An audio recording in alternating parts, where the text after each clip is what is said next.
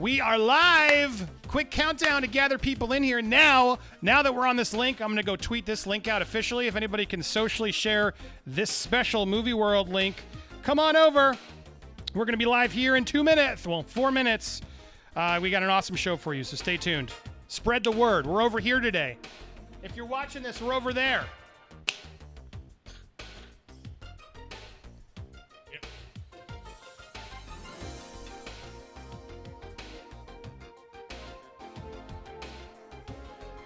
Remember, you can schedule tweets now, too, so I can make things a lot easier whenever you do these. Oh, you can? You didn't know that? No. You didn't know? I thought you knew that. Well, not only on yeah. on desktop only?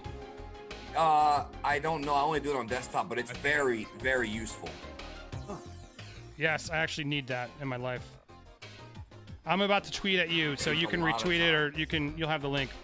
New Tweet Wars, Nerd Wars with Big Emperor D. Does that stand for like your big dick?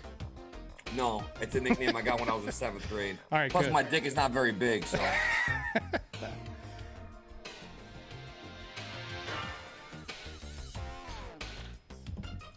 I got my tweet ready to go, so. All right, yeah, go ahead. Scheduled. Yeah, it's scheduled and ready to go with the Movie World link, right? So, Yeah, Movie World link. Yeah, gotcha.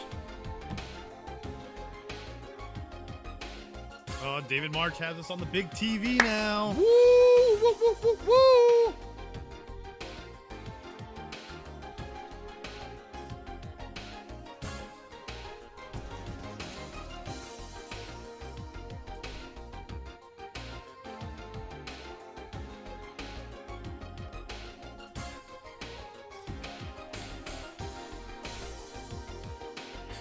Got some love pouring in.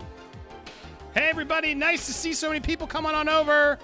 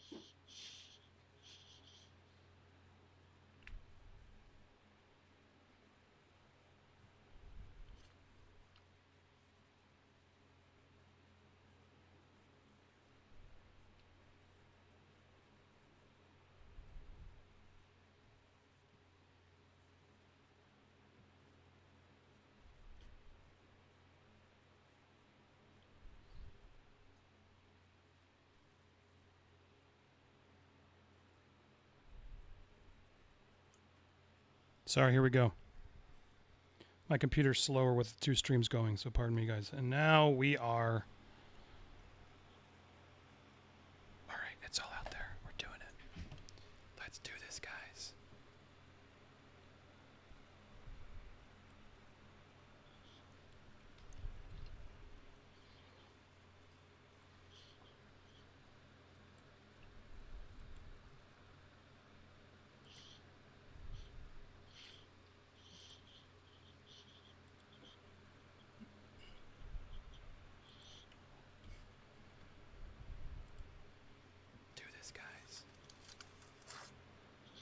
Wait, that was weird. I just heard myself. How did I hear myself?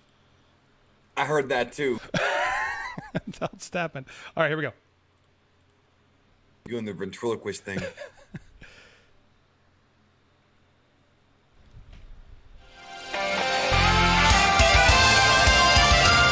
Hey everybody, welcome to Popcorn Planet. I am Andy Signore. Wait, we're not on Popcorn Planet. We're on Movie World. Guys, thanks for coming over here or finding us over here. Look, this show is not moving to Movie World.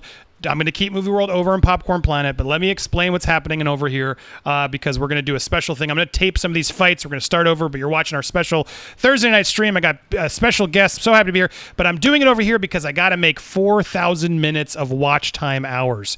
So if you guys come over and you sit and watch me for a couple hours, it helps tremendously fill up that watch time. You got to have 4,000 minutes and you got to have 1,000 subscribers on a channel before you can monetize. So it takes a long time to do it. So I'm being proactive. Is this the right way to do it? I don't know. Well, I'm just aiming big or going home, right? That's what we got to do over here. So welcome over to the channel. If you haven't already subscribed, hit subscribe. Welcome to Movie World. I just posted my first video here. I got more content coming to this channel, so stay tuned. This is going to be a movie analysis channel. The other one's still going to be streaming, but I got to get some of my views over here. So you guys can still donate tonight. Alerts will still work if you go down and use the Streamlabs. You can't super chat here. You can super chat on the old one. I got the old link here. I'll go check them. But you can't super chat here. You got to use the Streamlabs tonight. I could use your support. This is a Movie World support rally stream, so treat it as such. If you guys want to help subscribe, keep viewing, keep us on the background, and Streamlabs your support over here. That helps tremendously. You can also keep the other one on the background, just mute it. But let's get to this. All right, welcome. Now I've explained why we're here, what we're doing. So the overall views might be a little lower because this channel doesn't have that many. I'm aware of that. But let's see what happens. Spread the word social. We'll see if people come on over because that's why I'm keeping it live on Popcorn Planet to see, why does he only have 15 people are watching over there? It's confusing. But they'll just keep coming and coming and we'll see what happens. So stay on over, explain in the comments if someone asks what's going on. Now you guys all know what's going on. We're just filling up my watch time hours by doing a stream that I'm going to do and doing it here. But keep the support coming. Thank you so much. Let's get to this show. All right, I'm going to record this now officially again for the playback. So pardon this extra intro.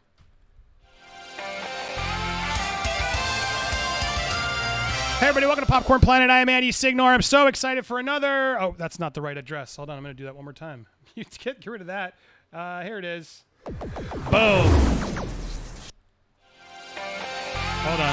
Hold on. Jesus.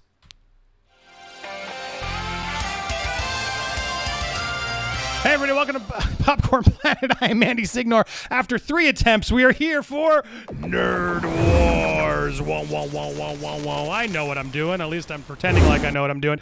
Hey everybody, so today was last night we pre-taped, or we did this live over my new channel, Movie World. If you aren't subscribed over there, I'll put the links on over, but it's a second channel I'm creating for movie analysis. So thanks to all of you who came over, watched this live there. You got to build watch time minutes when you're creating a new channel, so that's what we're doing. So I'll be pre-taping and releasing these separately over the course of the day today, so thanks for watching later if you missed us live.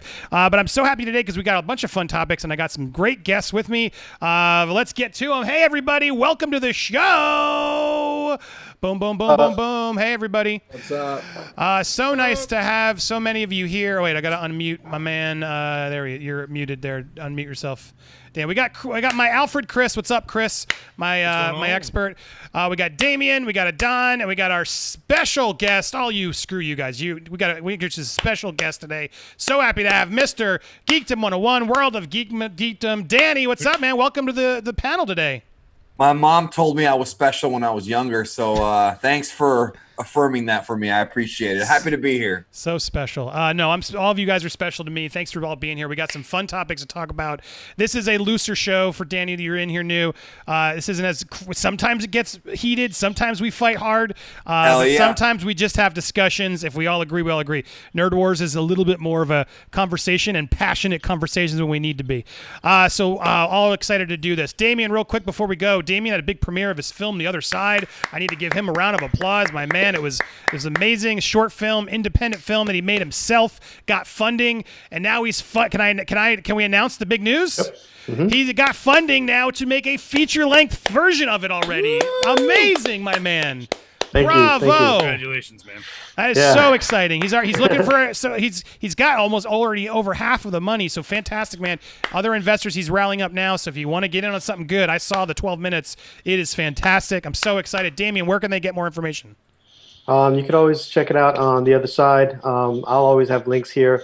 But I'm looking forward to when we do the features, actually having Andy on location, because you're going to be there doing some BTS and doing some stuff like that. We're going to try to see if we can make something out of it when it's official. Yes. That'll be fun. So yeah, that's officially happening. Yeah, no, I'm proud of you, man. It was very cool to see. Very happy. Guys, get out there, be creative. He's inspired me. That's why I'm trying to do more edited stuff over there too, because I'm like, I want to create more stuff, not just always talk about it. It's when you talk about it with friends and you have a panel, it's fun. But just sitting there every day reading the news, I'm getting bored of it. But thank you, Damien, for inspiring me. Congrats again. Awesome news. Thanks, Don, man. good to see you as well. There you are. Just giving everybody their close up, and my man Chris, my Tampa native, and my man Danny. There you are. All right, so Danny, you have seen Song of the South? Me? Yeah. Did you say you did see it? Oh yeah. Okay. So many years ago, about 12 years ago, for those who don't remember, YouTube used to have movies, full movies on there, cut up into parts. And I remember watching Song of the South in like 12 parts on the yesteryear of YouTube, like 12 years ago, I want to say. Saw it one time in my life, and I wish I could actually own a copy of it, because to me, even though the film is controversial, I think it's part of history, which I'm sure we'll talk about here. And I don't like the idea of history being erased, even though the movie might be controversial. Does that make sense? Totally makes sense. I think that actually is a very good version of what we should talk about. So that's our main topic here. Let's get to our first topic here. I have it on screen. Gotta get rid of that. There we go. So the big news is Splash Mountain, which is inspired by the film Song of the South, which has upset a lot of people for its portrayal. We'll get to all that. But it's been a ride that has sort of been always frowned upon due to its history. It's an adaptation of stories, African American stories from back in the day. The way they adapted it back in the I got to get more of my facts straight. I have it on a different article. But anyway, it's always been riddled with controversy, and a lot of people are offended by it. And so it's been sort of, and the ride was opened in 1983, and the film came, and then the film was banned in 1986. So for like 3 years, it was like normal, it was there, and then suddenly Disneyland had this ride based off of a movie that was then deemed racist and controversial. So ever since 1983, this ride has been there. They have tried to redo parts of it. There was a tar pit scene that they did eventually change because the term tar baby was very offensive for a lot of people, and so the ride over years has tried to make it less offensive and just own like the animal characters and get part of Critter Country, which is what it is. But finally, after all the backlash of years of backlash and now the movement we're in, they've officially sort of announced, and this has been rumored for a while, but now it's official through the Disney blogs, that they are going to turn Splash Mountain into the new adventures with Princess Tiana coming to Disneyland Park and Magic Kingdom Park. They will be changing the look. They will be keeping sort of the heart of the ride, the mechanics of the ride, the log flume, etc., but they will take us through the bayou and the world of Tiana and the world of Princess and the Frog. They're going to open up it's part of the New Orleans vibe. So there's a lot of stuff they plan to do to create this. The voice of Tiana, Dakota Ruth shared, it's really exciting to know that Princess Tiana's presence in both Disneyland and Disney Kingdom will finally be fully realized. And so this is big news. So a lot of people are happy about this. A lot of people are upset about this. This is the conversation we'll start with, of just sort of, is this a bad thing? I'll say my opinion first on this. Look, I don't think it is a bad thing. I think this is a good thing, but I share what Danny says of just like, we can't keep rewriting our history. That is a dangerous thing. And if you know Song of the South of the movie, I don't believe the intentions of that film were at all meant to be what sort of it blew up to be. That said, it offends people. It offends people, and I think the reason it offends people is fair and it's valid, and I don't think they're overreacting. And so in that case, the film isn't even available to see. So it's just like, why is it a Disney ride? There's so many big, pop culture films. Rides are shut down all the time. The E.T. ride is no longer in function. Regardless of its, offensiveness, to me, it's just like, well, look, it's just not a popular movie anymore. It's not one kids know. You can't get merchandise from it. From a business standpoint, it makes sense to reskin it to something that's more popular and current. And I think Princess and the Frog, it may seem like, oh, of course Disney's using that and they're just trying to do it because they're told to. I think it's a beautiful movie. I think it's underrated. I do wish she was a frog for less of it. That's always the part is kind of gets boring as she's a frog, and you don't get to actually have the first black princess in the movie for a lot of it, which is always I found odd. But I like the movie. I think it's a strong movie, and it was one of the last hand-drawn animated films. I respect it. It's in that catalog, and why not put it there and actually have something more respectful in that place? As long as the ride can still stay there, maybe you have a nod to something still there for the history of the park. There may be a way to do that respectfully. I'm not really, this is not a hill I need to die on and say, no, Splash Mountain must stay that same way. I don't think that makes sense. But does anyone on the panel have any other strong feelings to want to go about? Danny, do you want to start us? What are your thoughts on this beyond what you already said? Sure. I mean, one thing we should clarify is that Splash Mountain will still be Splash Mountain. The ride itself, the water and everything, presumably it's going to be the same thing. It's just they're going to reskin it, so to speak. Because if you go to Splash Mountain, whether you're in California or here in Florida, we're about an hour away from Disney World. When you go to Splash Mountain, you hear Zippity Doo Dah and the song from Song of the South, which is a very famous Disney song that they actually have available on their musical collection, but yet not the movie. You can't even watch it. It's kind of crazy. Now, I will say, though, there was like an international Blu-ray release of it that I don't think is official. But as far as seeing it on Disney Plus or, any of the Disney Blu-ray movie club stuff, you're not going to get it. They want to pretend it doesn't exist. Yeah, it's never been released on DVD, Blu-ray. They've never put it anywhere. Except you can only for the get unofficial. Yeah, you got to get it through conventions or online.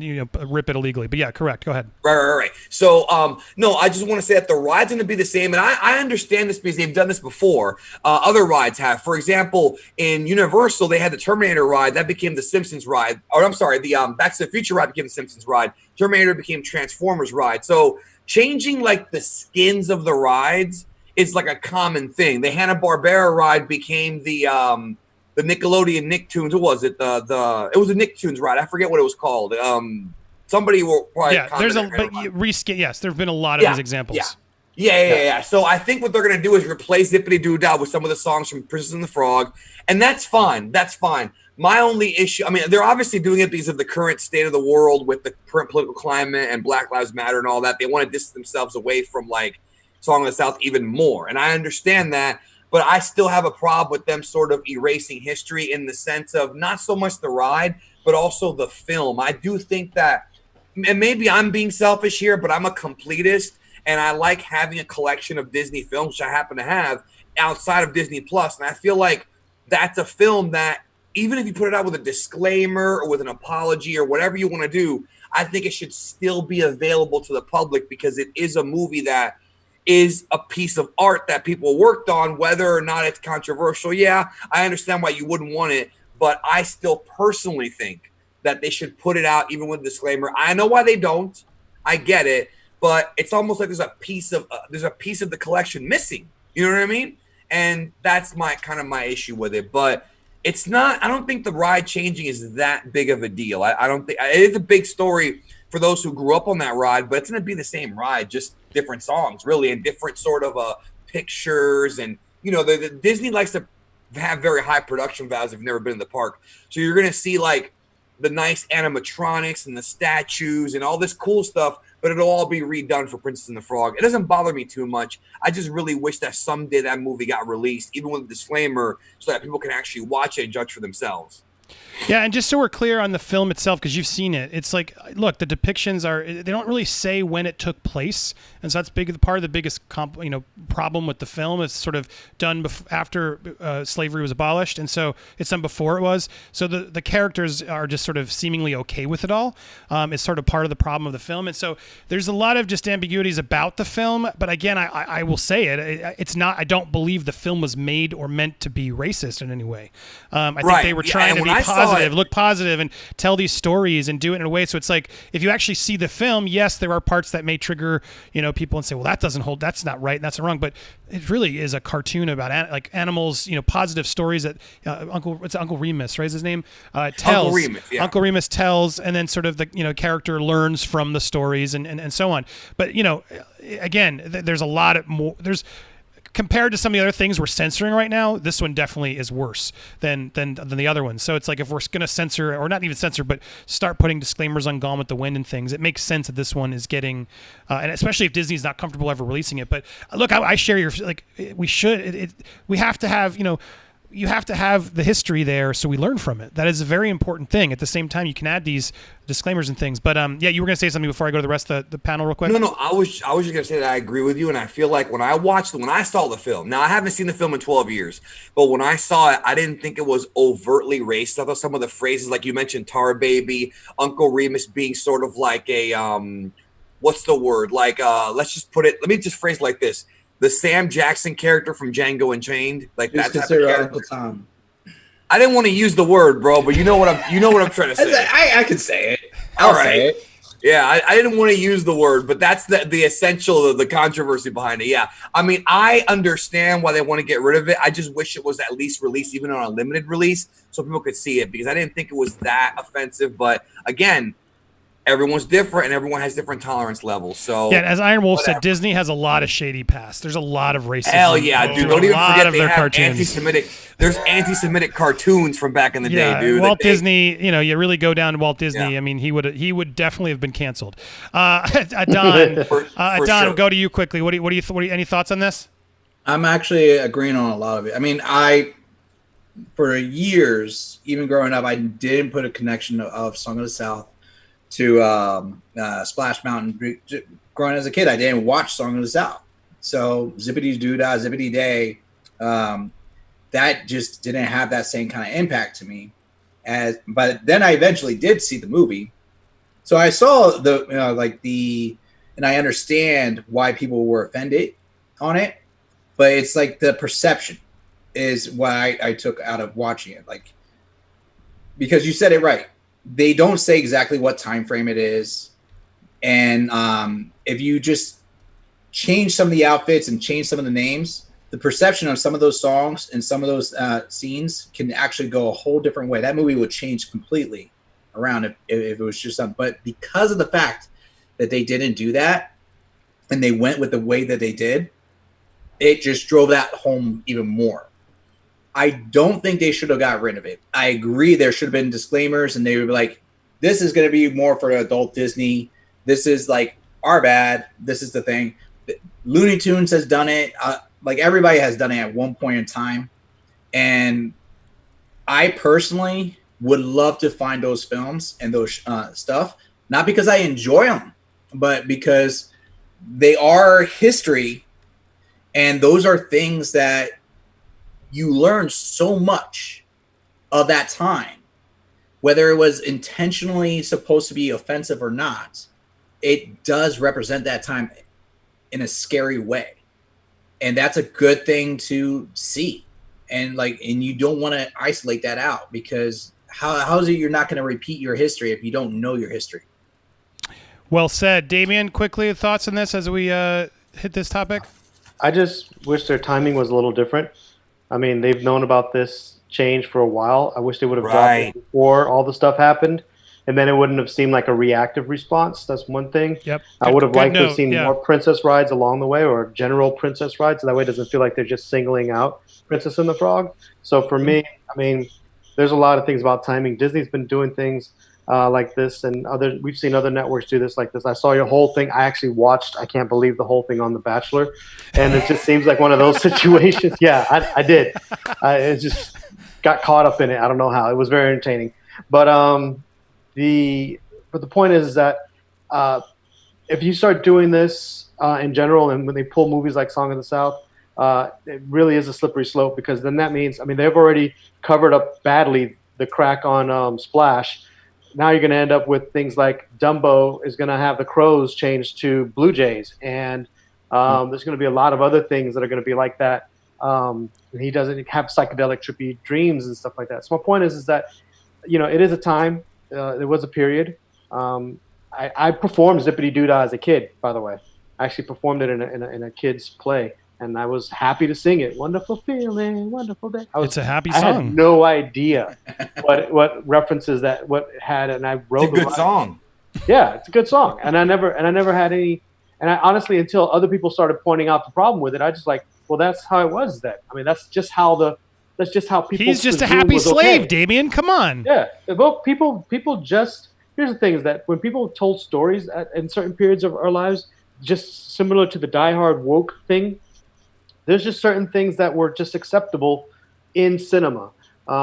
There's things that the way certain men treated women in cinema is just as bad as how representation was in cinema back in the day.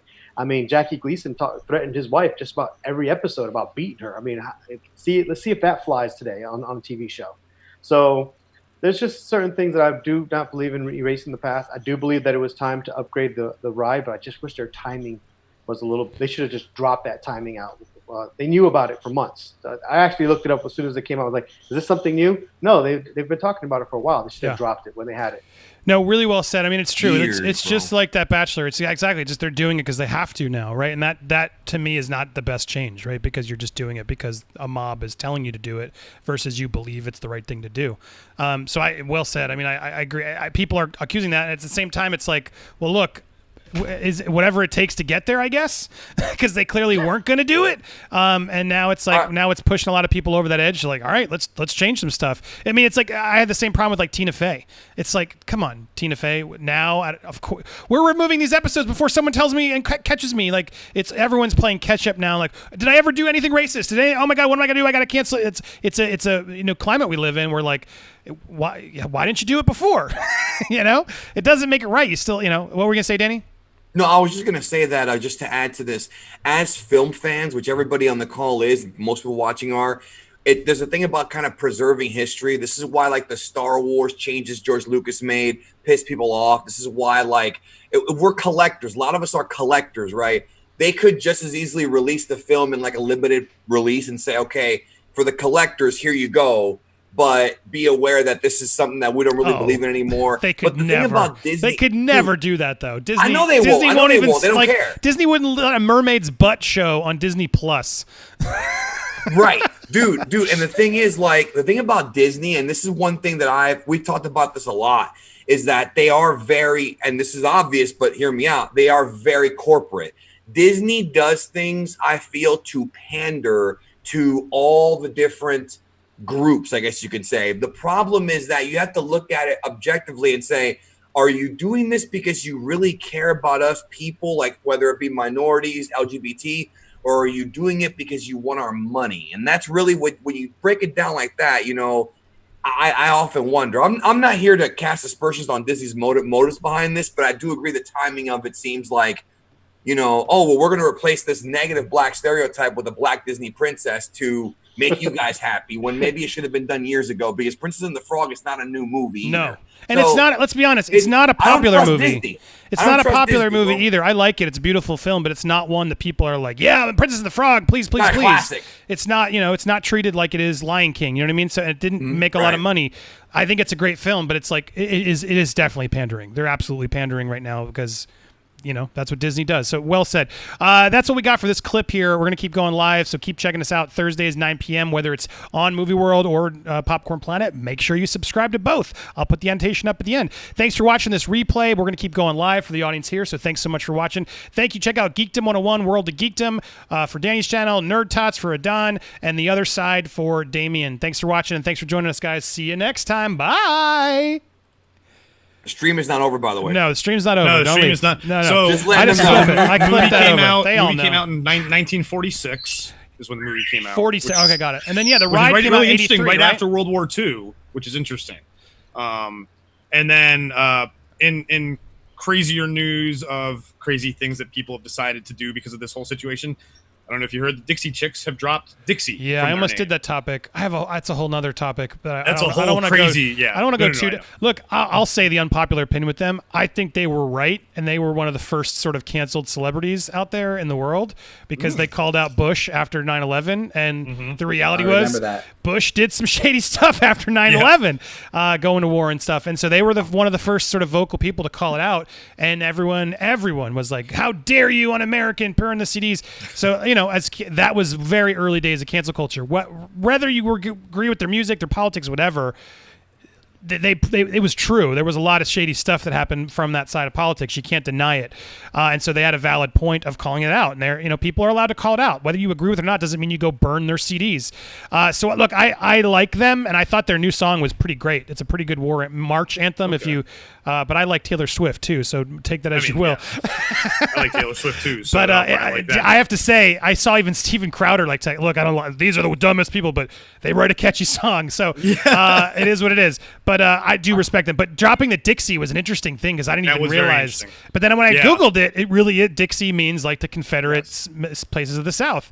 I didn't know that. And I didn't know that. And then you know what? Good on them. They educated me, and that's their right if they want to do it. It's going to be a hard brand to sort of change.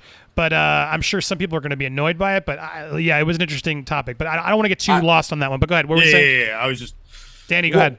No, I was just going to say something real quick as a broader sort of subtopic on this. Thank you, Sean. Sean Langford donated a super chat over in the live chat. I saw you. It still works. See, you can also still do it through. I guess it does work if you go to the old link. That's not this link or Streamlabs. Thank you. Go ahead. What were we gonna say? And I also sorry. While I'm there, I got to thank one more person. So I just interrupted you. Let me just make sure I got them both done before I forget. Okay. I saw one more stream. It was Gio. Thank you, Gio. I appreciate that. You did that earlier. I meant to comment on that. So thank you, Gio and Sean. You guys can keep the donations coming. Funding Movie World because I'm going to get way less money on Popcorn Planet as I do these videos. Unrelated Coma made a good point. Being called the Chicks is going to be hell on their SEO. Seriously, and it's not. Is that a good word? The Chicks? That's true. Well, if they're female and they're saying call us chicks, I guess they can. Guess. Sorry, but Danny, continue. You were going to say. Sorry. No, I was just going to say, as a film fan, the whole Song of the South thing is concerning a little bit because there are lots of movies that have come out throughout the last 100 years that aren't going to work anymore. Like a lot of my favorite comedies of the 80s, like Police Academy, like Coming to America, Trading Places. That's exactly what I was. Jesus, you read my mind. So these movies feature characters that are racist, and they're not good characters. They're villains using the N-word. In Police Academy, a lot of homophobic slurs are being used. And also there's racial slurs in Police Academy as well. And I own these films on Blu-ray. But in the back of my head, I'm wondering, will there come a time in the next 5-10 years where these movies are not going to become available anymore? And it seems a little bit extreme, but I feel like the further we go into this sort of progressive mindset and the further we're trying to erase the past, the more likely it would be that some of these movies might not be available. So that does concern me because I feel like part of me wants to go out like this week and buy every controversial movie I can just to have it on Blu-ray so they can't take that away from me. Because in 10 years, I don't want to have to go on eBay or whatever and try to find a movie and out of print. That does concern me, even though maybe it shouldn't. It is a thought in my head because even though those movies say things that we should say, if they're villainous characters, and in some ways they're not villainous characters. I mean, in Trading Places, you have, for example, Dan Aykroyd wearing a form of blackface in the film. Yep. That's not going to fly anymore. But if you think about what they were doing in the context of the film, they were trying to fool the character that had the crop report. It all makes sense in context. But again, as we become a more sensitive society, I wonder if some of these movies are going to start going out of print. I do wonder about that for real. It's totally true. Here's the question too for the panel. It's like what's the biggest complaint about? I mean, both Gone with the Wind and now Song of the South is that the black characters are happy, right? And so it's like there's this weird where it's like, look, even somebody in jail is trying to be positive. So it's like, it's just confusing to me of like, it doesn't mean he's saying slavery is good. You know what I mean? Like, so it is that. The Green Mile. Yeah, so it's like I look. I think what they do with the warnings, great. Put the warning on top, and remind people like, look, FYI, this was a time period, But they never use the word slave in the movie. They never say it. They never say that. We don't know what time it is. It could be after it for all we know. So it is slightly frustrating. Where it's like, well, I don't understand. They're just assuming he's happy being a slave. I never got that assumption from why I just assumed he was a positive, happy person, and I like positive, happy people. So I don't know. It's frustrating how we sort of have now just created intent in movies now as we cancel them, like of just what we think is going on because we're so safe. But yeah, I mean, stay tuned. We're doing more woke trailers, and there's every movie is filled with. Once we start, we're going down this road. You guys. Bro. We will see a lot of more of this happening. Ace Ventura, I watched the other day. Oh my God, that movie will not be the played. Second one especially. Oh my God. No, the end of the first one. Go ahead. In Africa. Dude, not just that. The first 10 Bond films, there is a Bond film where Bond literally puts himself on top of a woman. It's not rape, but it's as close as it gets. He tries to kiss her, right? And she turns her head like 4 times, and finally she kisses him. This is not gonna fly anymore. And there's so many movies like that from the 60s, 70s. There's so many of them, man. And so in the chat, they're talking about stuff like, physical media. I believe in physical media because digital can be wiped away. Dude, Disney Plus and all this Netflix someday, not saying it's going to happen tomorrow, might vanish. And then what are we left with? So physical media, I think, is still important for collectors and film people. Amen. I mean, Michael Bay, our meteor could hit us, and then suddenly the internet's gone, and then suddenly what are we going to do? I have a lot of DVDs behind me. I'm so glad. But yeah, it's true. Physical media is a thing that exists that needs to. We can't be. I mean, my photos are all online. If that cloud dies, I got no photos of my kid. I always make sure to do one of those printing services just to have some. But all well said. So there we go. Oh, nice. Someone stepped up and gave a super chat. David, Marge, thank you. How the heck are these guys going to react to Roots? Right? So oh my God! They were slaves? How dare they? So one way I feel like that some of these movies can be preserved and not history doesn't get wiped out is through documentaries. If a movie gets canceled, why not? I mean, has anyone ever made a documentary on Song of the South? Disney needs to do it. Disney should do it. Disney should do it, yes. Disney should do it. They should. Have some balls. Because the thing about Disney is they're so... Okay, let me get on this rant for a second, because that's why I'm here. They're so squeaky clean. Hold on, let's talk. Hold on, I'm recording this for you for my thing. Ready? Yeah, and put him spotlight. Yeah, Wait, I'm spotlighting you. You're going on a rant about Disney being squeaky clean. Go ahead. You want Disney to do what? Okay, you want to just go into it right now? Yeah, go into a rant. We got a rant here about. We're still talking about Song of the South while Disney will never do the right thing here. Go ahead. Okay, no, I was just saying that the thing about, I agree. Make a documentary about Song of the South, put the movie out with the documentary and say, this is what happened then, this is our thoughts, this is why we don't agree with it anymore. The point is that Disney, and Red Letter Media covered this really well in their Mr. Plinkett review of Last Jedi.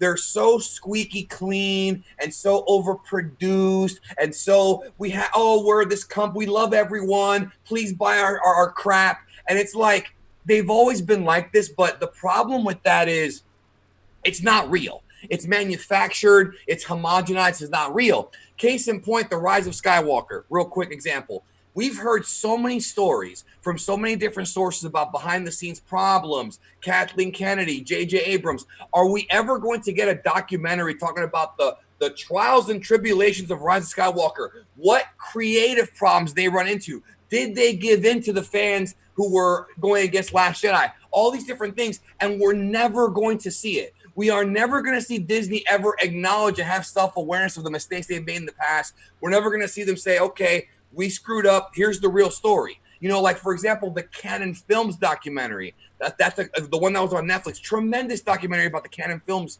film group. And it talked about the good and the bad. And I think if they were just more real with the people, especially with the adults like us that grew up on Disney and want the whole story, I feel like it would be better, but they're not. They're just always trying to walk that line of being this squeaky clean corporation. So we're never going to get the real story. We are not going to ever find out what really happened with Rise of Skywalker until all these people are old, until we're old, and Abrams puts out his freaking book that has a tell-all book, or Mark Hamill, which might put it out sooner and later, and we find out all these secrets. Can you imagine how many secrets have been withheld from us throughout the years, and they're never going to just be ballsy and say, yeah, we fucked up. Here's our and we're growing from it.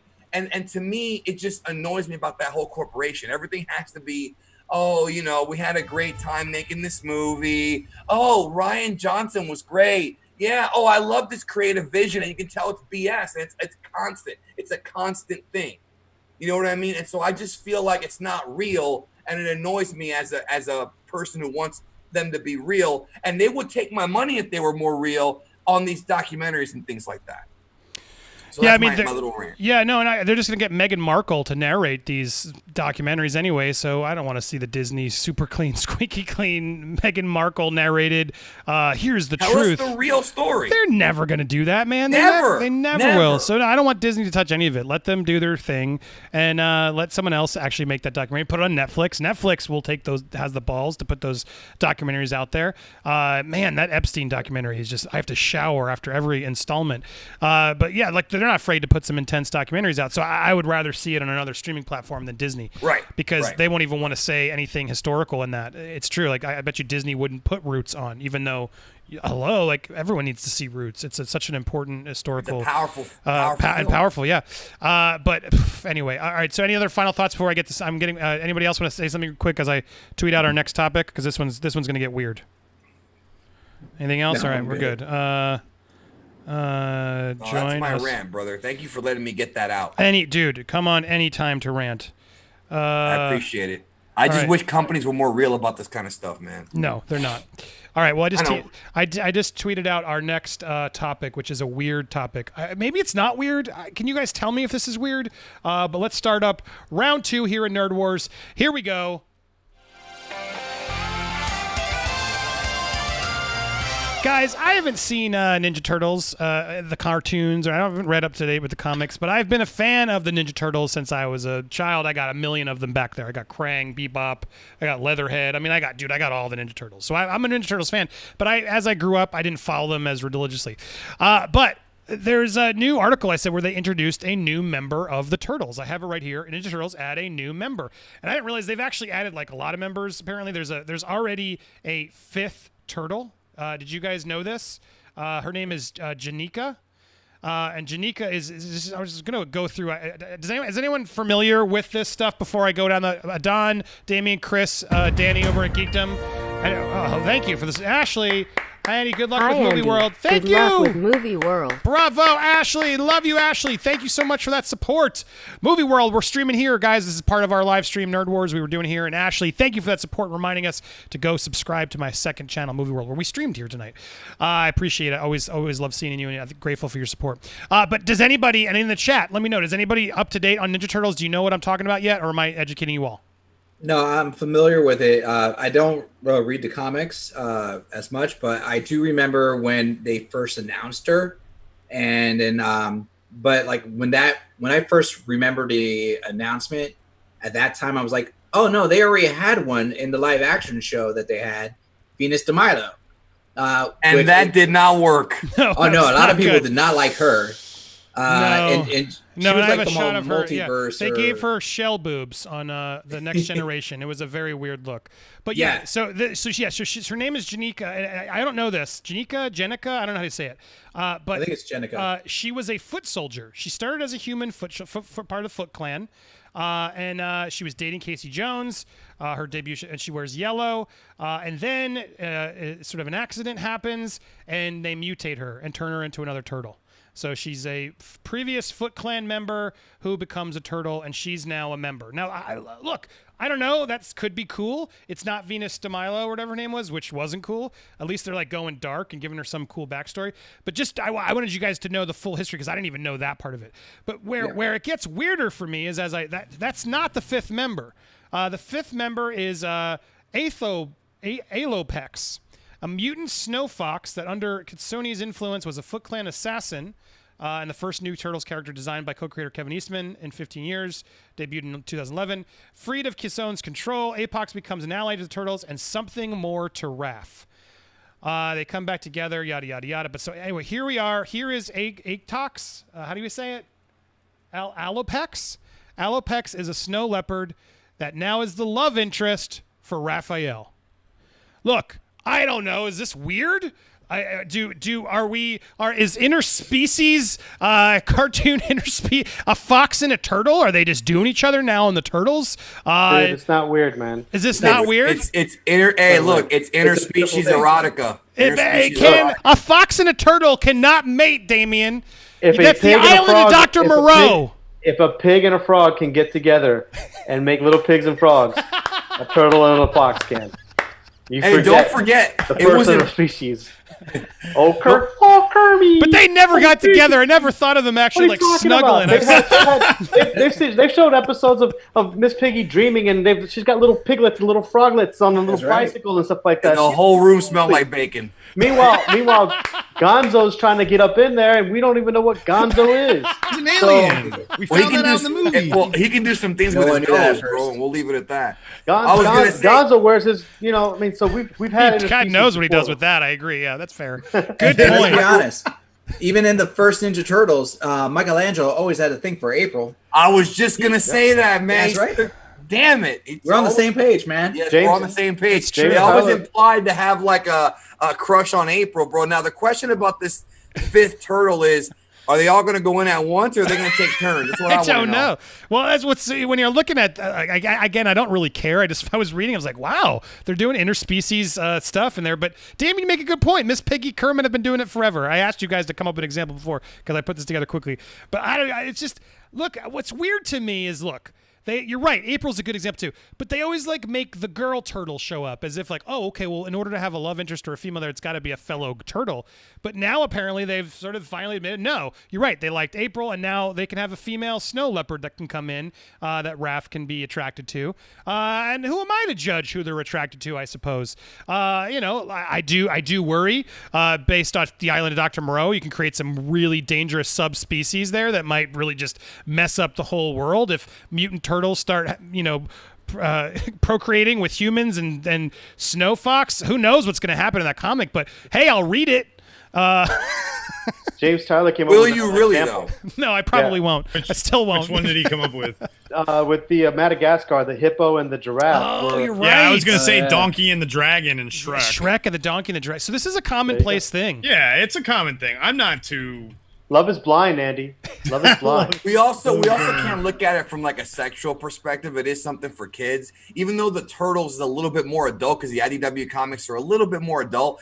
The thing is, they always have like quote fifth characters come in to help them. Like you've got Mondo Gecko and Ace Duck, and they have always done stuff like this. So this isn't really Jimbo. Yep. Ooh, that's right. Howard the Duck did almost get laid with by that one chick, didn't she? There we go. There were duck tits in the movie. Remember that? And in the comics, he really did. Duck boobs. Woo. Yep. Never. Yeah, that was early for me. That was weird. Look in the. What are you sending me something? Yeah. I don't see it yet. But here, anyway, my point was I got to be careful what I show here. But they're. Oh no! This is totally. This is there is a lot of fan fiction of these two being romantic together. Oh, gosh. They are a cute couple together, snuggling, and I mean, look, who doesn't like curling up with a cat? Would you say they're a power couple? They seem to be. Well, I mean, he's flirty. slow and she's quick. Turtle. They are. Fox. I mean, yeah. Look, this looks cute. I don't know how it's gonna work, but you know what? That's none of my business. So. Oh, and look, he's dressing in white just to kind of match. But yeah, well, there you go, guys. I guess this is not non-story. Who you're right. Why should I be worried about who they love? Mutants if I was can. Raph, I'd tap that. I mean, furries do exist. Well, that's what I was trying to. When I first saw this, I saw this more of like endorsing furries. But I guess they're not furries; they're real animals. So I can't click on this. What are you? Well, what are you talking about? Yes, you can. She is wearing clothes. This is example. Oh my God! Be careful when you look up TMNT. Interspecies romance in Western animation. Oh my God! Of course, someone compiled. Of course, someone did. It's the internet, man. Example of every time a dog and a person or two animals have been together. Wow, it's true. There is a lot of them. Holy moly! I guess I never really paid attention. I've been. I mean, Roger Rabbit. Roger Rabbit obviously is in this link. Well, Roger That's Rabbit. a great point. Bugs Bunny, he's gotten around.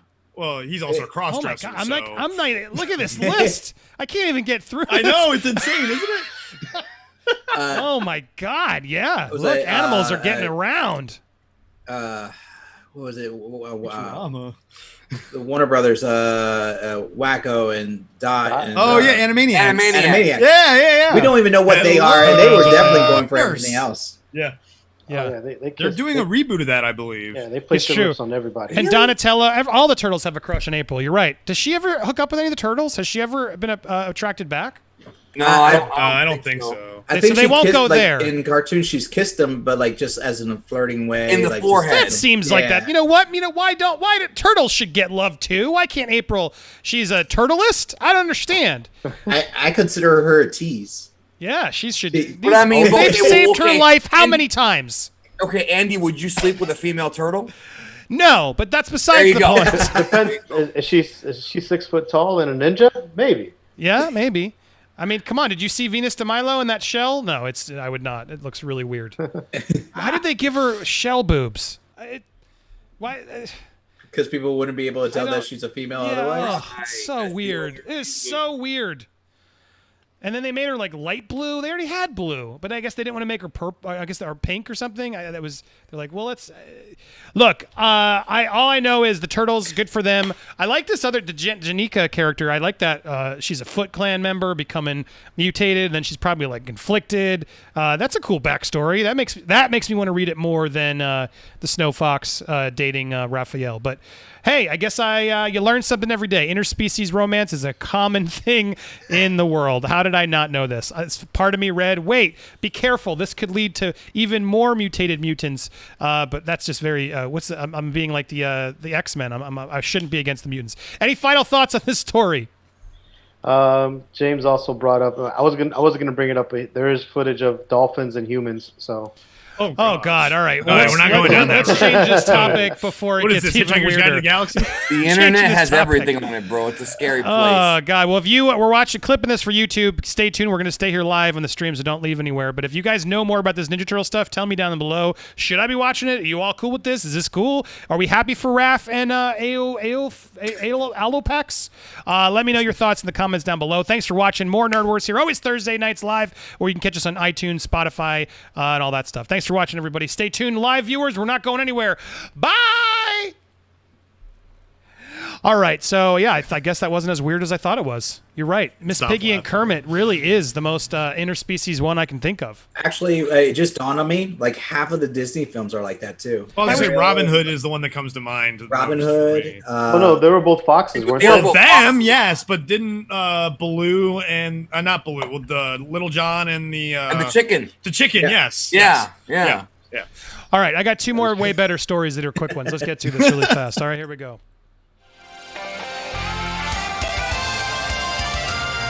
Hey everybody, welcome to Nerd Wars. We're here. We taped live Thursday. I'm pre-taping these so I could have content for the rest of the week. If you guys didn't catch us, we were doing it over on my new channel, Movie World. Go subscribe. I'll link it at the end. But guys, so happy to have Danny over at Geekdom still here. Damien, my man Chris, and Adon. We're all here talking. We had some fun topics. But guys, I just saw this tease today. Dan Aykroyd's out there doing some press, and they have already announced that Ghostbusters Afterlife feeds into the possibility of more sequels. We have two cool quotes here. I'm going to read them really quick. Dan Aykroyd's thoughts. Let me just zoom this in for so I can read it. They talked about doing the film without Harold Ramis. To have that formation without that man standing right there on the line with us was a pretty serious adjustment. He will be very well represented in the new film. I can tell you that. He's very honorably represented, which is cool because clearly it's his daughter. We still have to understand how or why. So I like that. That's a good way to respect him and figure out how to do this. And they brought in Ivan Reitman's son. It's just it's in the family. I believe they're handling this seriously. But I do love this. It's to have to not have that man standing there with us on the line. That to me implies we're going to get the old Ghostbusters standing in a line, guys, which I'm like, yes, please. But beyond that, he also went on to say Jason Reitman is passing the DNA of the first two movies directly to the new generation. It's just a lot of fun to see these terrific young actors slinging the old Cadillac around and having the equipment in their hands. The story that develops from that is scary and funny and heartfelt and also funny. You said it twice. And it feeds into the possibility of more follow-ups with this group and with others who want to join. Look, I take that as positive. Typically, I would get frustrated by a film saying, yeah, we're already planning 5 sequels. But with Ghostbusters, if you're going to do it, it's nice to know that they're prepared for a potential in success. Does this worry you guys or does this excite you? Are you guys excited for Afterlife? I think it shows that they're very confident in this film. I think that's one thing that I feel like 2016 did not have is confidence. And I think that with Aykroyd involved and being sort of pro this film, I think a lot of the old fans are going to give it a shot. I think this movie is kind of like an apology for 2016, saying, no, this is the real Ghostbusters 3. And I think it'll kind of maybe, hopefully have that sort of Creed vibe where they pay tribute to the older Rocky films, but tell a new story, but still have the old cast around us sort of passing the torch, what the sequel trilogy should have done. And so I feel like it just shows they're confident. I don't think they're actually saying we're going to make multiple sequels, but it's like what you and I said in our video about Sonic. If it makes money, they'll do it. And I think that they feel like it will make money. I think it's all going to be about promotion. The first trailer made it seem like it was more of a suspense thrill than a comedy, but we'll see. I mean, it's hard to capture the spirit of that original film because you have 4 very charismatic actors, actually about 6 if you count Sigourney Weaver and Rick Moranis. Annie Potts. you. Yes. Yeah, Annie Potts. Yeah, 7 or 8 actually. And don't forget the guy from the EPA. They're all very charismatic actors. Walter Peck. Yeah, Walter Peck, William Atherton. Right. So I feel like with this movie, it'll be tough to capture that, but we haven't seen much of the movie yet. So it just to me, it just tells me that they're very confident in how it'll do. And I'm definitely going to go see it because I'm a Ghostbusters huge fan of those films. I even like part 2, which I grew up loving that film. And then when I got on the internet, because the internet, everybody hates everything. Ruins everything. Yeah. Yeah. I love Ghostbusters 2. Some people hate it. I love it. It's not as good as the first one, but I still love it. So yeah. Your love keeps lifting me higher. As a kid, man, I love that song. I mean, that's where you get the river of slime and everything. You can't. No, it was fun. I love it. Any other thoughts on this? I think they did. I mean, first of all, we got some of the actors from Stranger Things. I think they've been able to do these child actor films like It and things of that nature where they are able to capture essence of what we used to have when we were growing up with the Goonies and things of that nature. I think the wonder of being a Ghostbuster, what kid doesn't want to be a Ghostbuster and what kid doesn't want to overcome their fears? I think there's a lot that could be said there with a coming of age story. The Ghostbusters themselves, even though they were older, they all really kind of found themselves while, busting ghosts. And I think that, especially if there's a lineage there, I don't mind lineage stories. I don't mind stories that sit there and go, all right, we're passing it on to the next generation. What I don't like is when they erase the past and then try to completely Kylo Ren it and retcon it, and all of a sudden my favorite characters are playing different roles and confusing Luke Skywalker. side world situations. So I think the spirit of this is in the right place. Yeah, well said. Adon, thoughts on this? When I first heard about it, the immediate thought I had was Extreme Ghostbusters. And I remember that cartoon, and I enjoyed it for what it was, although it was definitely not as good as like real Ghostbusters. But then when I saw the trailer and hearing the feedback on it, I'm looking at it positively, and I'm being hopeful with it. I would be completely comfortable if it was a one and done, in all honesty. But I can see the logic in them saying we're confident enough to say we have this done in a way. If we need to do more, we can do more. It makes sense to me. Yeah, and that's I got to do franchise everything. I got to see more for me to know if I want more, obviously. But right. I'm not okay. I don't have a problem with them planning in advance. I think planning in advance is always can be a good thing. Yeah, Chris. I think but Andy, okay, sorry. Go ahead, Chris. I think the best thing that they could have done, just to echo off what Damien said, was to cast Finn Wolfhard in this role because he's used to, one, playing in like an 80s style show, so like he can get in that mindset really well with Ghostbusters, and two, he's donned the uniform and a Yeah, proton who pack, cares? you know? But you get in that mentality. No, that's I not mean, the same thing. I think it is. I think He just it's gonna be a copied great it. movie, and I think it's going to be good for. There are going to be sequels. I liked him better in It. It showed it to me more. So we'll Well, see what yeah, happens. you haven't seen him in this yet. Well, yeah, But look, Andy, I what- like him. Go ahead, Damien. Well, what I want to ask is that, I mean, when you have a film franchise, and let's face it, Ghostbusters is a franchise. It's had cartoons, it's had several movies and stuff like that. I mean, you almost can't think of doing a film as a one and done.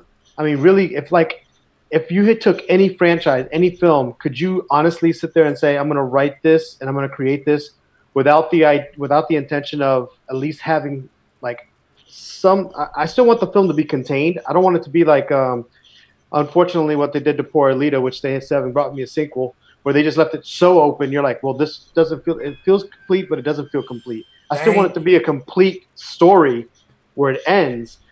I don't mind an after credits, scene or something like that, like Nick Fury, that might hint towards something else. But this story is complete. But with a franchise, I don't think they could do that anymore. I don't think they could make a film and not think about what the next one's going to be. Yeah, no, well said. And I just got a note. Thank you, Julie, J. Will. Thank you for that donation. Once we finish this topic, I'll get your cover and J. Will. But thank you. You also told me that Michelangelo was the sexiest turtle. I agree. I see your donations. I'll get to you in a minute. But thank you for that support that you sent in. Yeah, look, I think it's good you prep. I still stand by that. I'm sad we don't get to see this movie anytime soon. I was really looking forward to it. We'll see what happens. We still got a lot of time left. But here's an interesting sub story that I thought I would just throw in there. This article made me laugh. The headline, Why Ghostbusters Ernie Hudson Wasn't in Black Panther, Despite Wanting to Be. This is literally an article from literally an article from Cinema Blender. Why wasn't Ernie Hudson in? So now we're literally going to, what other iconic black actors? Why weren't they in Black Panther? Why was Eddie Murphy not in Black Panther? Come on, exactly. Why wasn't, yeah, exactly. Spike Lee didn't have a cameo. This is With ridiculous. the Coming to America character. Thank you for that, David. This is like insane though, how he's just like, this is an article now. Apparently though, he's trying to get himself out there. Ernie Hudson's like, who president of Marvel? I kept sending him texts and it's like, hey, I'm here, I'm available. And I'm not very good at begging. You know what I mean? I don't know how to do that well. I've been a fan of the Marvel and DC movies. I love that stuff. I grew up with a lot of it, but it hasn't been for my lack of desire to be part of it.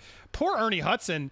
And then he talks about, but apparently the feeling wasn't, the role wasn't, he was almost, didn't end up the movie. Like, it seems like he was rumored to be in talks, but apparently the feeling was the role wasn't big enough. First it was the dad in Black Panther, so I kind of hinted at it. I went a little beyond hinting. The fans started to pick it up, so I was called and I said, well, there's a part of the dad. He said, well, that part is too small for you. Oh, sorry. So it's someone he actually is. So that something else will come in. So all right, so he did confirm it. All right, finally, this story I thought was just stupid because like, why are they bringing this up? But I guess he was in talks for the dad, then therefore ignore me. So he was in Civil War. He was almost considered to do the part. I don't believe this. This is a confusing article. It's misleading too. But yeah, Ernie Hudson, I do. Ernie Hudson was great in The Hand That Rocks the Cradle. Do you remember that one, guys? Mm-hmm. I got to do that film here on Movie World. He's a good actor. Fantastic actor. I got to meet the guy. Nicest guy. We did an interview with him with Casper Van Dien on our Cult Classic show back in the day. So look, he should be in there. A lot of people should be in there, but I hope we don't keep getting articles of why every black actor's not in there.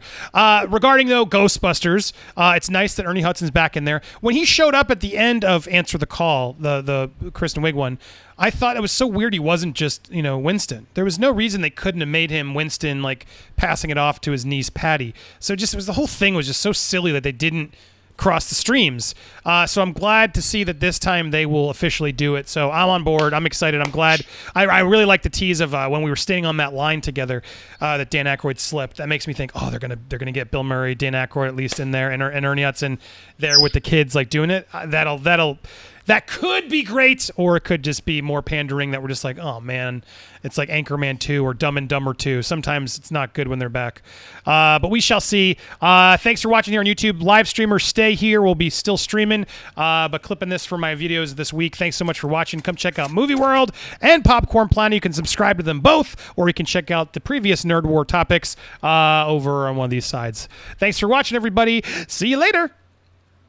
Hey, I got a quick technical question. Yes, now we're here back. Sorry. What's up?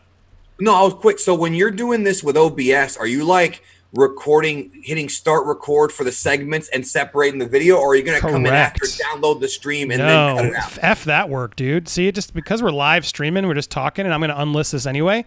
And the audience is so patient. I love you guys. I just stream it, and then I hit record, do my intro, and then I record 5 episodes in a stream, so I can. And it actually it's worked, guys, for anybody who's looking, because I get more views by clipping them out and having multiple topics out on the YouTube algorithm than just having one long 2-hour stream, which will always get me 1,000 or 2,000 views.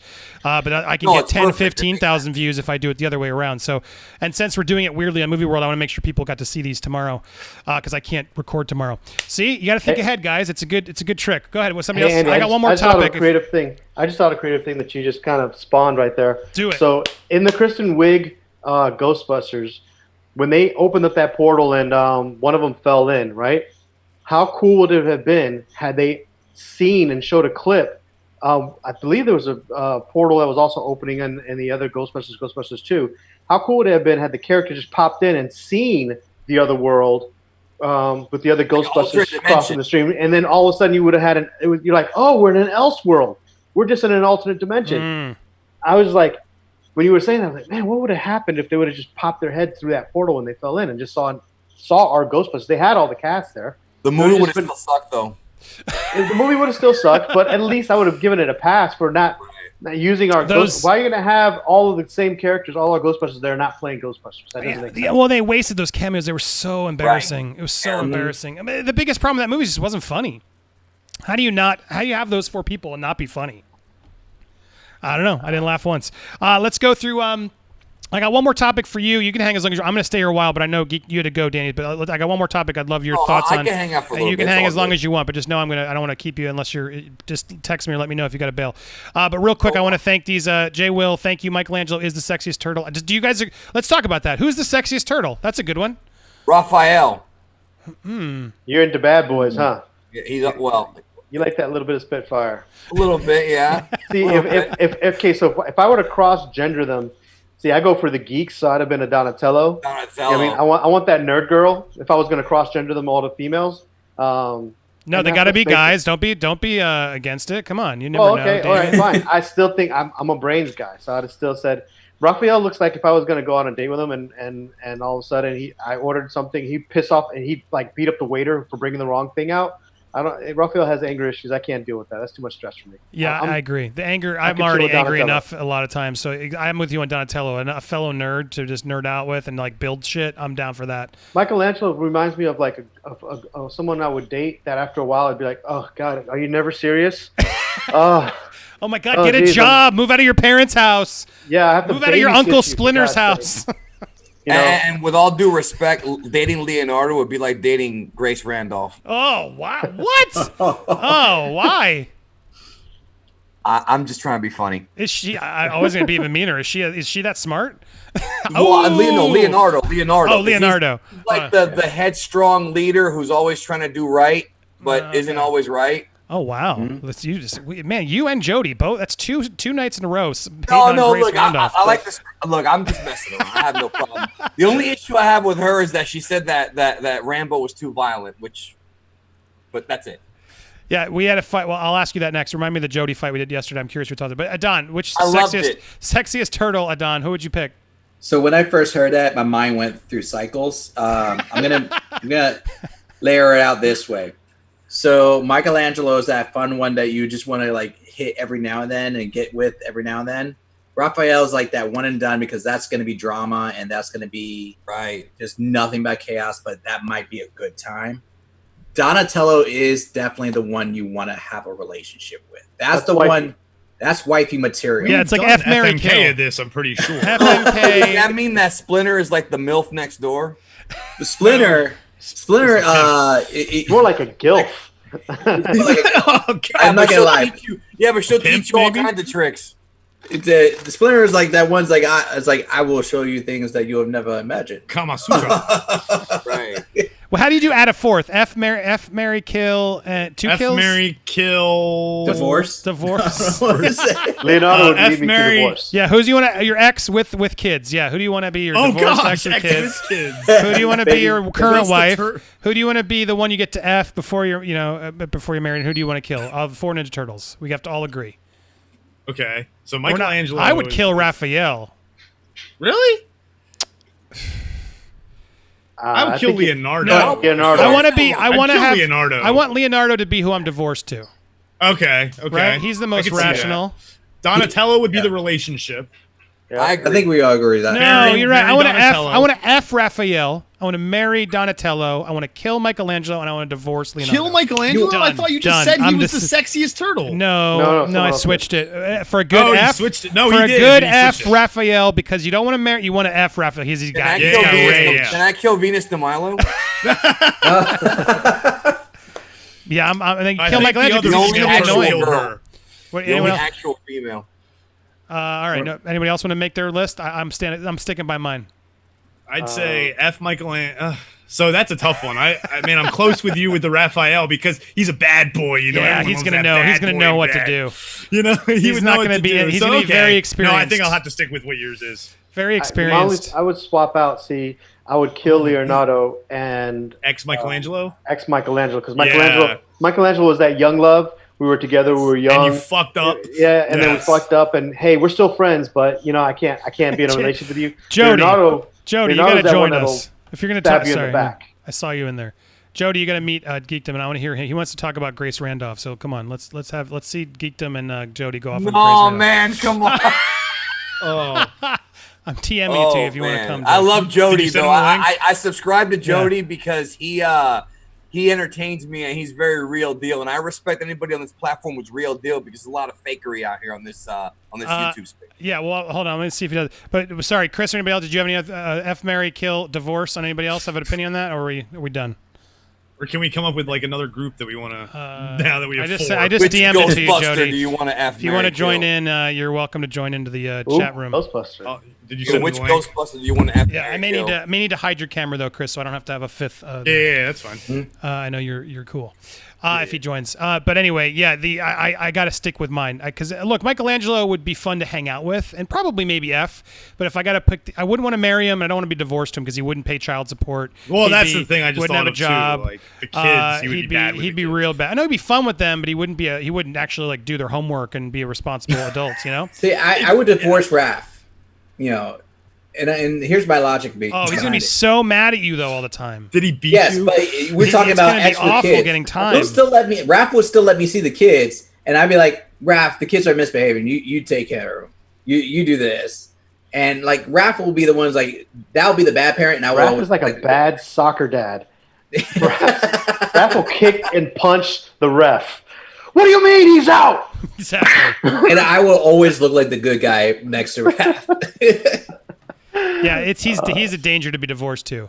And then Donatello, I still stand by. He's going to be the funnest to actually make stuff, be smart, watch nerdy movies. Yeah, I love it. Imagine that You can smart pop home. popcorn and just hang out with Donatello, and if you're laying on his lap, he's gonna like invent stuff for you. You're gonna be like, "Oh, your shoulder hurts? Cool! I made this massage thing. Check it out." You're like, damn, you're such a good husband. You wife. can have nerdy. You can have nerd wars with him. That's right. You know, if you clip this out, it would actually get a lot of views. Just letting you Of course, the one thing I didn't friggin' record. But you can clip it after the part. do it later. Yeah. He's in an Uber. Sorry, no, all good. He's the Oh. thanks, Joe. All good. Sorry, I thought if you were there, I always like to invite you just because I don't. If you're always welcome. But yeah, we got to do. Yeah, no, of course, doing the turtles probably would have been the best thing we did tonight. I didn't record it. I can clip it off this later. Yeah. But yeah, I still stand by the fact that Raph is the best F. Because he's I don't think anyone disagrees with you on that. yeah. I think we've settled on that. Good. All right, I'm glad. All right, I was gonna go. All right, so I will. So Jody, stay safe. I wanted you involved in this because I wanted to ask Danny, because we asked who's better, John Campea or Grace Randolph. So you're gonna pick John Campea? Me? Yeah. Man, that's like picking the same person with a different gender. No, I actually okay. So So this is Jody's question. He brought it up, so I'm curious. they're pretty they're similar, but look, I do have respect for both of them. I don't agree with everything they say, but I have respect for anybody who loves movies. Sure. Right. But I think I will go with Campia only because I feel like he does a little bit more homework. And to me that's important for YouTube and for me. Like people always ask me, what kind of channels do you watch? And I always tell people I like to watch YouTubers that educate me. I know there's a lot of entertainment out there. There's a lot of big channels that do a lot of wacky stuff, but I'm always like looking to learn stuff. So like that's why I love like Gaming Historian and things like that. So I think Campia does a little bit more homework. So I probably would edge him out on that one. Yeah, that's fair. This is my opinion, of course. That's fair. And sometimes, yeah, you can entertain people in various ways, even through comedy and other ways. So, yeah, that's a good way to do it. For sure. Man, not a lot of Campia fans, though, in the comments. It's the same one. Sorry. No, it's got some Campia supporters over there. I picked Campia. I still would pick Campia. But I respect them both for their hustle, as I said that show. Of course. Respect them both for the hustle. You could have a conversation with them about movies, and it would be a good conversation. Yeah, no, dude, I would talk to both of them rationally, civilly, anytime. But they don't like to talk to people who rock the boat or aren't afraid to say whatever the hell they want. You know what I mean? they want to say it in their circle. They're not one to like sort of be like, yeah, walk it. They want to keep their thing contained. And you know what?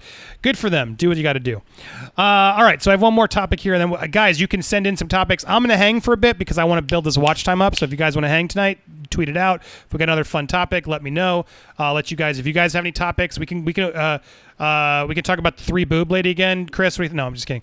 That was the worst. That was the worst thing, grossest.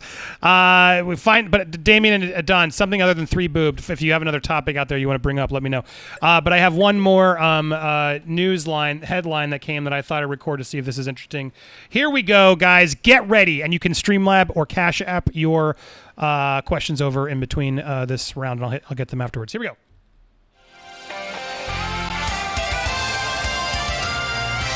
We are live here at Nerd Wars. We are taping some segments. We had a whole fun live stream. So much stuff you missed. Check out the playlist at the end of all the fights we had. They'll be uploaded today and tomorrow.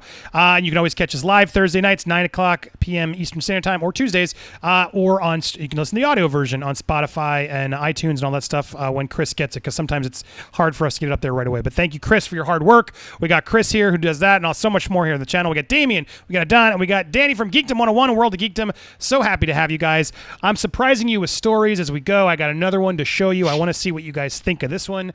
There is a Twister reboot in the works at Universal with Joseph Kosinski eyed to direct. Joseph Kosinski from Tron. He's the one who did Tron, right? Tron Legacy. And then he's doing Top Gun Maverick, and he also did Tom Cruise's Oblivion. The previous Twister, obviously, as we remember, was directed by John DeBont, who did Speed. They spelled his name wrong. It wasn't John DeBoot. Come on, Variety, who works for you over there.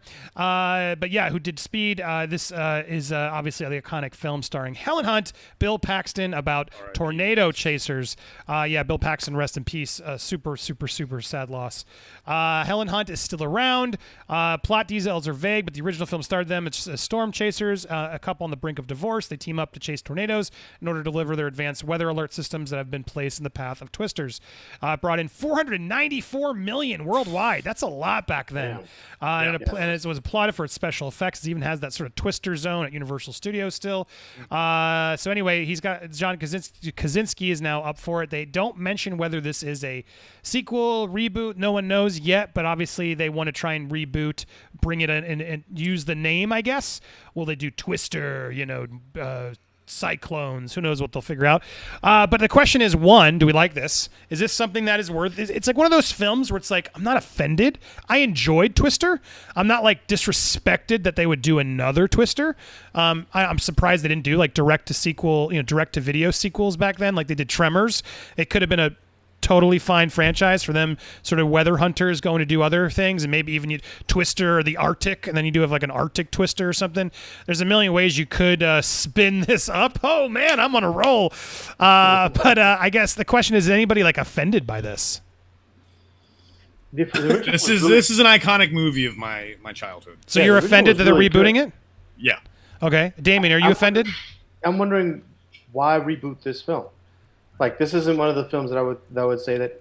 I mean, yes, visual effects wise, I agree. Visual effects wise, it can work. They can do it better. Let's be honest. They can do it better, yeah. But why call it Twister? Honestly, you could make another tornado movie, and they've made other tornado movies and other storm movies. that are great. And Sharknado. unless you're tying it directly to Helen Hunt's character, it doesn't make sense. I mean, yeah, Sharknado had a whole franchise, and they're wonderful, mind-melting films. Well, we don't know. So I guess that's the question. Let's go around quickly. Danny and Don. Let's go to Don first. Are you offended?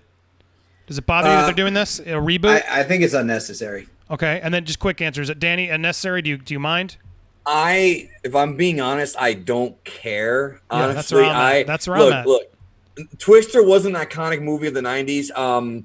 But I love all kinds of films. Disaster movies are on the lower end of films that I like, if I'm being honest with you. So I just don't care. I mean, if it comes out and I have free time, I would go see it, maybe, possibly for the purpose of a review. But I'm not really excited. Like, it doesn't get me excited. It's just whatever to me. Now, for the rest of you who are sort of annoyed, what if Helen Hunt does show up, or they have Bill Paxton's character's kid, sort of trying to fulfill his dad's legacy? Does that suddenly make you? Here we go again with this. Does that make you less offended and more intrigued? No. I don't think people care that much. If I'm being honest with you, I don't either. It would. I mean, if you do, okay. So there are some new things that are happening. With weather and weather control and things like that. And we've heard of water spigots and other places, like it can't be middle America hurricane. Like, you've got to give me something that's an extreme weather condition in some other place. You like, the story would have to go so far removed from the original to make it worth saying, okay, they put a new spin on it, right? Using Andy's pun. The point is that right now, even with Helen Hunt, it's more than just her character to make it interesting. He needs more than that. No, I agree. What would you think would make it interesting, Andy? I honestly don't care. What was so fun about I like John DeBont's directing. I like Bill Paxton and Helen Hunt. They had good chemistry. It was just them running around with special effects. You had Philip Seymour Hoffman. It was just a fun summer movie that sort of, I think, it's not one that's like, oh my God, I loved it. I enjoyed it in the theaters. I enjoyed eating popcorn to it. I watched it on video several other times. It was just a fun throwback, and it would be fun to revisit, to be honest, because I haven't watched it in forever.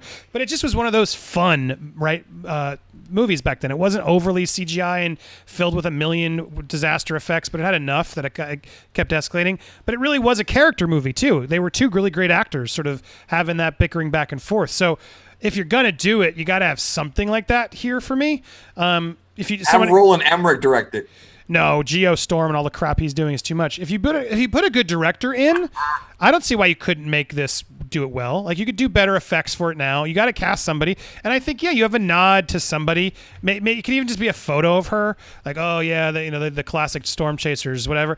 But I agree, you don't have to make it too. No one cares that much, I don't think. But just to please people, you could do it. It is odd though. Why do you need it? I mean, because look, we're desperate for franchises. They want more things. And I think, it allows them to resell the first Twister again. So that way you can package them together on the DVD and say the original and the 2021 reboot. That's why we're doing it. But again, like I said at the beginning, I'm not offended. I'm not excited, but I'm not offended. Either way, I'm just like, let's see who they cast. Let's see who the director is. Can they come up with a cool spin? Can they figure out just a night, like Jumanji was a good sequel that through homage to the original without disrespecting it. They figured out their own way. Look, if you can creatively figure that out, I'm on board. Yeah, I got no problem with them tapping into franchises that we've already established and liked as kids and figuring out a way to make them cool again. So that's my stance on this. But I think it would be cool if you did a photo or something, no?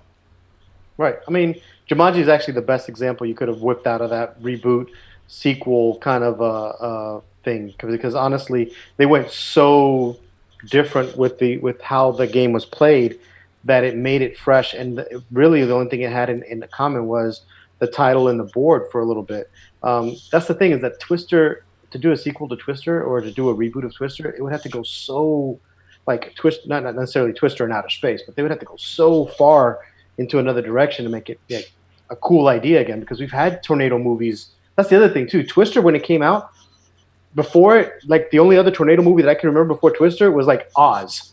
Like, I don't remember any other tornado movie. But since then, there's been so many tornado movies that you're like, what are you gonna bring new to the table? That's the hard part. It's true. The era of the disaster movies coming out like once a year is passe, if you ask me. It's just my opinion. I was never really into them, like I said before, so I agree with everything you're saying. It's like when it came out, it was unique. Now there's so many of them, it would just be another tornado movie. That's all it would be, you know. Yeah, it's a valid point because even like Man of Steel has the tornado scene, right? There's so many it's a very common trope now in movies that.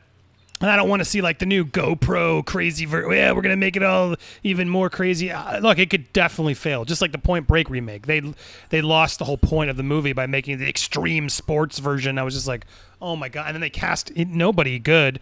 It's all about the casting. If they put like Chris Pratt and somebody in good with him, I could see this being a commercial hit. If they put like a Chris Pratt and somebody, you got two good names in there, and they got great chemistry, and they're bickering, and they put them on a fun, and they don't just throw a million effects at you, but figure out a good reason to put them on the road again.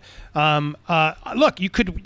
That's what made the movie work, in my opinion. It was like a summer blockbuster. But I agree, disaster movies these days are all the same damn movie of camera shaking, explosions, and they're always just one-upping the effects, or just like none of it's scary anymore. There was a little bit of like a scariness of like, oh, you're right, because we hadn't seen tornadoes before. Oh, damn, look how it's just like breaking that house apart, and they're like running away on foot. At the same time, it's really silly. They would have probably been caught by some of those twisters in the movie. But I do remember that first time the cow was spinning. Like, I remember sitting in the theaters going, no, my God. But yeah, you can't have that nowadays. No one's going to be that all induced by a cow I think spinning. if they make it like a character study movie, maybe it is Bill Paxton's like son having to deal with the fact that his dad died of a tornado or something. You could make it a good story, and that's what's going to come down to is if you make it a character study, maybe it could work, but we'll see. Yeah, and just of all of the movies of Bill Paxton's legacy, is this the one we really? I don't know if I need to like. Aliens, man. Yeah, I don't know. You know who else was in that movie that. as technically the villain? I guess you could call him was Carrie Ewells. Oh right, that's right. The competing storm chasers. So it always makes me think of like bring him back. Makes me think of like Anchorman, all the news teams running around. News team assemble. What do you guys think of the comments? We're gonna keep live streaming here because we're live on Nerd Wars, but I'm clipping this for YouTube. So thanks for watching the replay. Check us out every Thursday night 9 p.m. or you can hear the whole stream on iTunes, Spotify, etc. Go check out Danny over at Geekdom101, Damien the other side, Adon at Nerd Tots, and Chris, my man. Thanks for being here. You will see you next time. Streamers, don't go anywhere. People watching later, make sure to subscribe. Thanks for watching. Subscribe to Movie World too. Bye, everybody. Clipping them. I'm clipping videos left and right. All right. Well, those are the ones I prepped. Got the whole week ready, bro. Oh, man, I'm so good. Did anyone hear about this thing that's trending on Twitter, R.I.P. Simon Cowell? But he's not really dead. I heard that. He's not dead, right? He's not dead, but it's trending. I don't understand. That happens all the time. People like Does to it? do Okay. fake deaths and then make it trending. Okay. It's a weird thing people do. I don't know why. Yeah, in this day and age, especially, I have to it's not fill another necessarily half hour. I want to stay here for 2 hours, so I got a half hour to fill in this channel. So, and if anybody needs to bail, you can bail. But yeah, the commenters. All right, let's send in any comments you have for anybody here on the panel. Sexiest Ninja Turtle. Anybody on the panel have something you want to bring up or ask us? Danny, anything you read recently or anything that has been bugging you? I'm just waiting for movies to come back. Honestly, that we're all kind of in this, like, what's the word? Like, for lack of a better term, we're all kind of frozen in carbonite here, waiting for the theaters to open back up again, because that's something that I really enjoy doing. And I hope that they do open back up again. And we can all go back and really have some good discussions when these movies come out, like Tenet. And of course, Wonder Woman 84, whenever that comes out. That's what's on my mind. I'm waiting. I'm kind of waiting for that so we can all get back. And Tenet was just delayed again. Yeah, now that we have you here, since you've mentioned Star Wars several times. I know your channel really hits on that in Dragon Ball Z quite a bit. You know how they retconned films, like they've done it with Halloween and they've done it with Terminator. Would you be down for a retconning of the sequels and doing a new episode? What is 6, 7, 8? So somebody on Twitter said that there's a rumor that Disney's gonna decanonize 7, 8, and 9, and it's like, what? I just don't see them doing that, because that would be Disney acknowledging they were wrong, and we talked about earlier how they never do that. You know what I mean? I would love it. What I would love is if they did here's what they could do. This is what they could do and preserve the sequel trilogy, but also make the fans happy. Do an animated version, an animated version of Dark Empire, of like the Timothy Zahn novels, and make animated movies, have Mark Hamill voice Luke, you can't do Carrie Fisher, but you could have actors mimic the voice of Harrison Ford, and then sort of like, I think that would make fans happy, because then we have sort of 2 sequel universes. You know what I mean? That I think could work. I think that's one way to do it without having to spend a huge budget on special effects and things like that. Do a nice little animated trilogy. I would love that. And I think that's more plausible than them actually erasing 7, 8, and 9 and saying, okay, we screwed up, which they did screw up, by the way, big time. You know, I think that could work. What do you think? An animated version sounds good. I mean, I would love to see, Clone Wars, I'll say this, Clone Wars made me go back and look at the prequels and then say, you know what, I loved them, then I didn't appreciate them, and then I started reappreciating them again because of Clone Wars. So maybe not a brand new sequel, but what about if they did like episodes in between where maybe we saw Rey doing some additional training, or maybe we saw a little bit more of Luke, or maybe we saw Finn do some other things, which explains why him and old girl, separated. Maybe they could do something like that to make a little bit more sense of some of the stuff that we saw. So maybe that instead of, because I would love for them to do a retcon. We know that's not going to happen, but maybe some supplemental stuff would make me appreciate it more and go, okay, you know what? You guys fixed a lot of problems with the cartoons. Of course, anyone who watches the films is going to be left out of the loop, but you know what I mean? But that's the same thing with Clone Wars. Right. No, I agree. I mean, I would like that too, but I feel like what you were asking the first time was more so, are they going to erase 7, 8, and 9? I was thinking, yeah, I mean, what you're saying is true, but I also feel like I don't think Disney will ever acknowledge that 7, 8, and 9 were creative failures. Obviously, financially, it's a different story. But I think if they want to make the fans who hated those movies happy and say, okay, if you like 7, 8, and 9, here's 7, 8, and 9, but here's the alternate universe, version, and say we're going to be adapting the Zahn novels. I mean, dude, if we've got the DCEU that has the Joker film and the upcoming Batman film not be part of it, I don't see why Disney doesn't take that idea and say, okay, let's do like I don't want to say non-canon, but like an alternate version of what happened after Return of the Jedi. And I think a lot of people would like that, but the reason why I even said animated is because Mark Hamill and all these actors are getting up there in age, so you can't do a younger Luke with, swinging his lightsaber around like a maniac. But I feel like if you do it animated, you can do that. You know what I mean? I mean, you could, I guess with CGI, you could do it, but to save money, because all they care about is money, point blank. Right. I don't see why they don't just hire some good animators. I mean, it's Disney. They know how to animate things, right? Right. I think that'd be pretty cool, But they have other voices play Darth Maul in the animated series and other voices play Anakin. So, I mean, we can find someone to play Mark Hamill's Luke Skywalker's voice. And I'm pretty sure that Mark Hamill, though he would love to reprise it, and he's done a lot of animated vocals. We all know that from Joker and stuff like that. That's why I brought him up, yeah. Of course. But, I think I definitely like the animated idea. That definitely will work. It's just one of those things that I feel like, and someone in the chat mentioned supporting other sci-fi. You're right. No, we are supporting a lot of other sci-fi. I mentioned Alita earlier and stuff like that. But that's the thing, is that when you have a universe like Star Wars, it almost hurts your heart to go, man, I hate to see it go out like that. Like, I want to see. Thank you, Jon Favreau, for picking it up on The Mandalorian and stuff like that. And of course, I'm forgetting his name right now. Adon, director. Filoni. Filoni, thank you. Yeah. They did great. Yeah, those two. I trust the universe in their hands. But yeah, man, I just feel like we needed something for those last three to really make them hone in. And I'm hoping that there's something that can in the future could help us. That's why I was mentioning the Clone Wars cartoons, because they really did help me appreciate the prequels a lot more. No, you're feeling the same way I felt, because I feel the same way you did. When I watched 9 the last time, I was like, this is how this goes out. Like, we have all these great ideas of these huge battles and what we imagine sort of the sequel trilogy being. Of course, everybody's different, but I agree with you in that, bro, like, this is how it goes out. It just felt like it went out with a whimper and not with a bang. Because when you think about episode 9, right? When episode 7 ended, Force Awakens, I'm over here thinking Episode 9 is going to have the biggest war in the history of Star Wars, and they tried to do it, but they didn't have enough.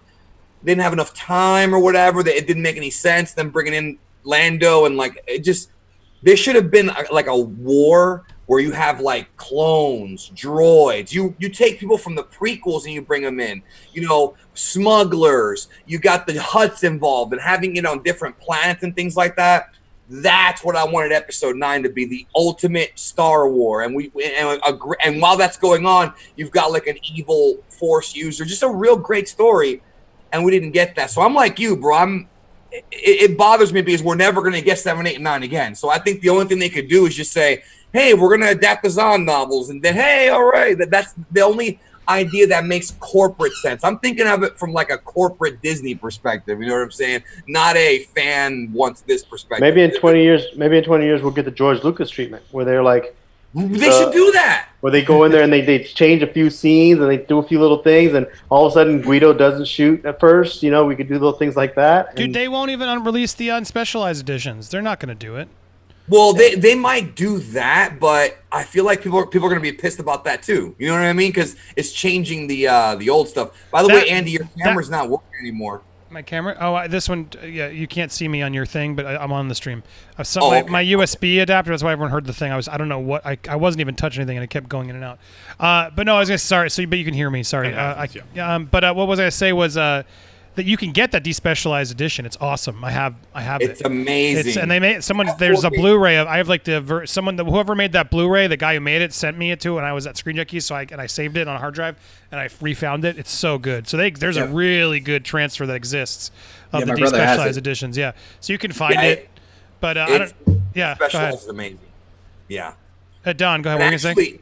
So I was going to say, so is 4K 77. I haven't seen it yet with my own eyes, but 4K 77 is like, you know about 4K 77? Oh. All right, so 4K 77. So somebody in Mexico found an original 1977 35 millimeter print of Star Wars, the original treatment. Yeah, and somebody remastered it in 4K. Just type in 4K 77 into Google, and I have a buddy of mine who's going to be sending me a 4K copy because you can't.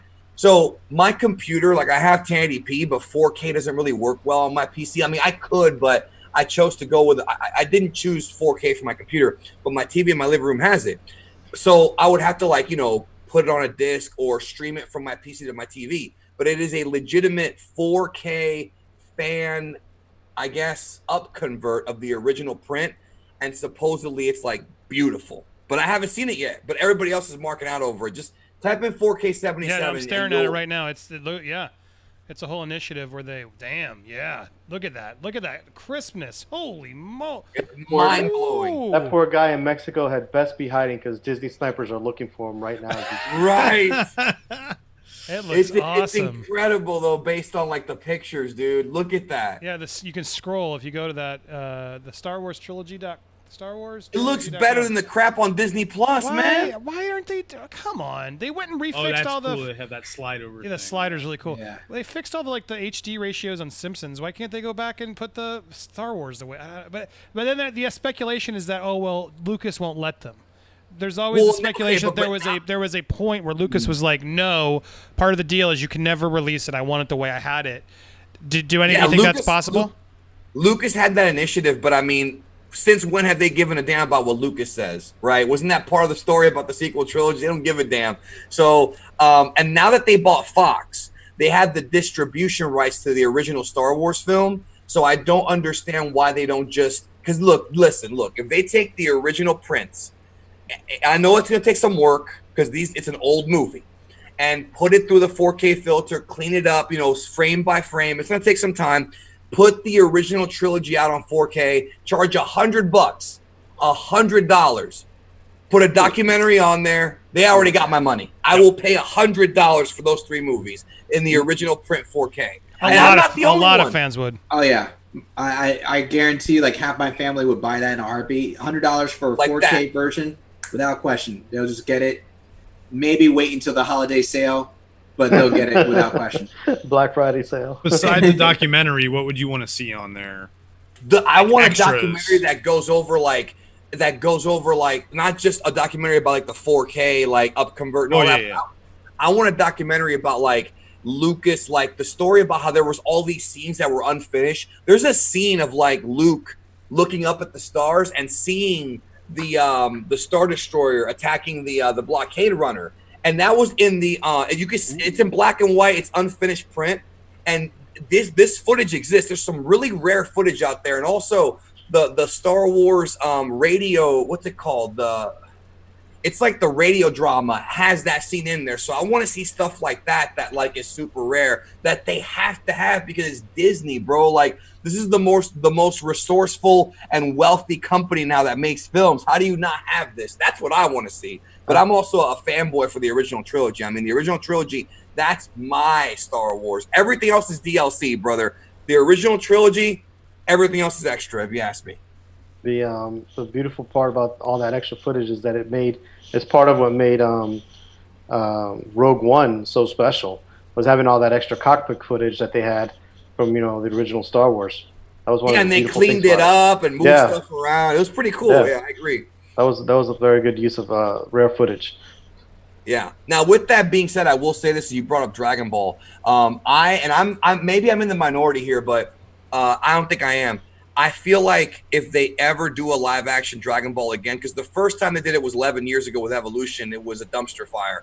That is a franchise that I feel. I don't acknowledge this film has ever existed, so I do not know what you're talking about. Well, I'm not that different from you, but I don't think Dragon Ball works in live action because I don't think anybody in Hollywood really understands the culture behind that franchise. There's a lot of Eastern and Western stuff involved. I talk about this a lot on my main channel, Geekdom101. And I feel like if they were to ever make a live action film, it would be too corporate, too homogenized. It would be too squeaky clean. I don't think that franchise works for live action. And they have the ability to do it now with special effects. And because Man of Steel proved you could have like huge fights in cities. Those were Dragon Ball fights. Yeah. They were Dragon Ball fights. Yeah. And even before that, Matrix. The Matrix Revolutions, that was literally like inspired by Dragon Ball. But I still feel like getting the characters right. I mean, they put Goku in freaking high school in Dragon Ball Evolution. This is the story of Goku is that he is an orphan who lives in a house by himself, worshiping a ball he thinks is his grandfather. He meets a girl from the city. It's like the country boy and the city girl. It's not him in high school, and so they're gonna make it like Americanized or whatever when it's a Western. And it has Western influences, but it's very Eastern. So I don't think that should ever get live action.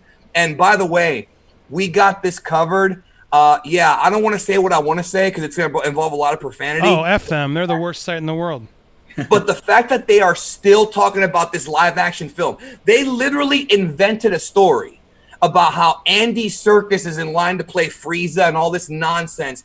It's like they literally made it up out of thin air. Nobody else is covering this. Nobody on Popcorn Planet or Collider or any of the movie sites are covering it. It's bullshit. Sorry for cursing, but that's what it is. And it irritates me as being like the Dragon Ball news guy to have to constantly tell people this is not true. This is completely made up. There are no plans for a live action Dragon Ball film or series. But we got this covered. Literally invented the story, bro, out of thin air. There's no plans for it. None. And it's frustrating because people just believe whatever they read, See, for me, I'm going to chime in real quick. So for me, I agree. I don't think it would be good as a movie. I actually think Dragon Ball, I'm going to counter you on this and say Dragon Ball would be better as a live action series. Maybe. Yeah. And if they get it right. No, if they did it right, anything is good once they do it right. Absolutely. But if they did it right, given with how tech is now, special effects wise, and you pull in some good actors that could do martial arts scenes, they can do it. One of my favorite movies is a little known movie, Volcano High. It was on MTV, and to me, I would argue like that was the closest thing. Yes, cheesy, poor dubbing by every rapper they could find. Yeah, had Outkast, right? And like, right? I remember that. Snoop Dogg, Outkast, Tracy Morgan, they all voiced it. By Trauma? Maybe. It was an MTV production, but they probably got that. But that was a close to me. That was like my close Dragon Ball Z film, because the way they did it, like you had your characters, they had the yelling scenes, but they would go in, do the energy blast, and they would go straight on fight action. I'm like, that's close to Dragon Ball Z. If they did it like that, I would accept that I would have accepted that more than Evolution. Have you seen Light of Hope? Light of Hope. No, I have not. It's great. It's a Dragon Ball fan film done by Robot Underdog, and it's absolutely fantastic. It's Oh wait, I think is the one where they're like first person view for a short while, and then I don't think so. It's the one about It's basically a live action remake of the Trunks special, the History of Trunks special.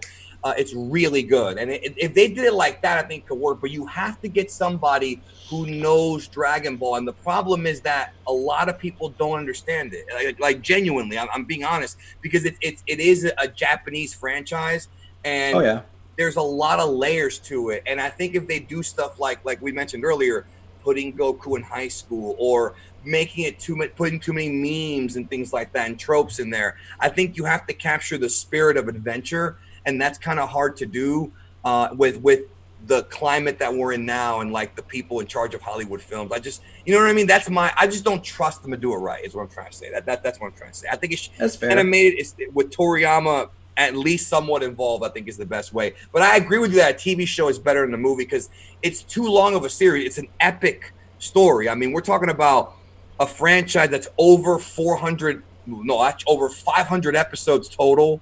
Yep, that's a lot of content, you know. Right. So. I got to say this. One of James in the chat made a suggestion for a future Nerd War, which is the better movie, Dragon Ball Evolution or what was it? Dragon Ball Evolution or Netflix's Death Note. But I'm also going to throw in the Avatar in there as well. So we're going to talk about bad movies made off of both animes. So between Death Note, Dragon Ball Evolution, and Avatar, The Last Airbender. There's a lot of bad who would nerd war that? Which one's the best? Now, not the worst. Anime. You have to nerd war. Which one's the best? So that was. So wait, do we have who? Because that's true. I never get to talk anime here because I don't watch any of it. But Don, you are right. So we should do a Danny fight. What's the? Yeah, let's see. I want to nerd war some anime thing where I can be a completely impartial judge. I'd have to watch Death Note. I haven't seen it yet. So I'll be honest, I haven't seen full Death Note, but I have seen enough clips to know it's bad. It's pretty bad. I saw Death Note's the one with the journal where he writes the things and the movie, the feature length. I did see that one. It's terrible. It's terrible. I did see that one. You know what trips me out about Death Note is if you take somebody like James Wan, who's good at doing he's good at doing both action films now and horror, you could make an amazing Death Note film if you have him involved, man. Oh, yeah. That's the guy, but whatever. You know how and just to let you know, Andy, like you just said you saw the live action. Yeah. I would tell you like 100% the original animated one was worlds better. Like I'm sure. I watched drama, the tension. It was focused on like the concept is silly. You have a book that can kill people with it, but this guy's like, I'm gonna remake the world. I read it. I had a friend who wanted to watch a bad movie and put it on, so that's the only reason I watched it. And I thought, oh, this looks stupid. But yeah, and I heard it was terrible because of the adaptation. But yeah, you know me in anime, I always avoid it. Yeah. No, but that's a hard argument. What's the best anime movie? I was just gonna say that about that. That anime, good anime is a beautiful thing. Bad anime is not so beautiful, but you got the best anime movie. You've seen Akira, right? I've not seen Akira. Yeah, you got to add that. I thought you meant anime adapted to live action. I'm sorry. I thought you meant. I moved on. Well, I moved on to anime just in general because I wanted to see if there was a fight there. What's the best anime movie? If I have to watch, what's the best movie to turn someone who's not into anime to watch anime? That's a good question. It depends on what you're into. Like if you're into like superhero stuff, there's a few different movies. Yeah, that's the first thing I ask is like, what do you like? Yeah. Ready? Hold on. I'm recording this just in case. Here we go.